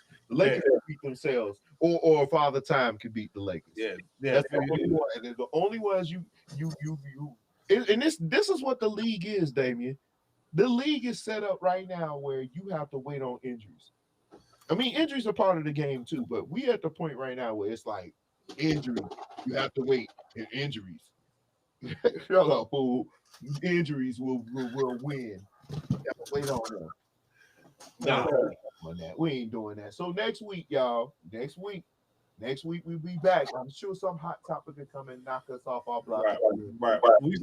Relationship talk we were supposed to have. We will have one day. So, but hey, listen, we thank y'all for joining us. It was fun. We always have fun bringing y'all content. Trust me, and it is hard work. It really is, because he does all the researching and stuff, and I do the artwork and the media. So together we come and we try to do this live, have fun for y'all, and y'all just get to join in on our conversations that we already have. And we love you. And you got anything you got to say on your way out? Yeah, Lakers in 3. Anyway. No, guys. But for real, this has been fun. If there's anything that you all come up with that you all would like us to speak on, please don't hesitate to email. To message Derek or myself. Let us know so we get it. So we try to get it next week's show. We thank you all for spending your time. You can spend it with a lot of different people. Thank you for spending it with us. Yeah, that's real. But Jeremy's still going. Perimeter defense is gonna suck. I'll give you that. But here's the thing: you got Dwight Howard and AD down there, so you can get by. You can probably get by them. But yeah, they team. That's the only thing you got to worry about, David, is that team defense. But who cares? No, we're gonna be all right. We're gonna be all right. They're gonna be all right, man. But like with me, you already know. I love y'all. Be kind. That's why I got this shirt. I saw this shirt in Walmart, man. I was like, I'm gonna wear this shirt tonight. I had something totally different I was gonna wear. But I saw this, I was like, let's be kind and everybody.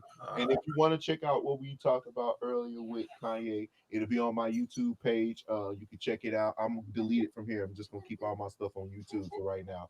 But anyway, we love y'all. Hey, take care. Take care.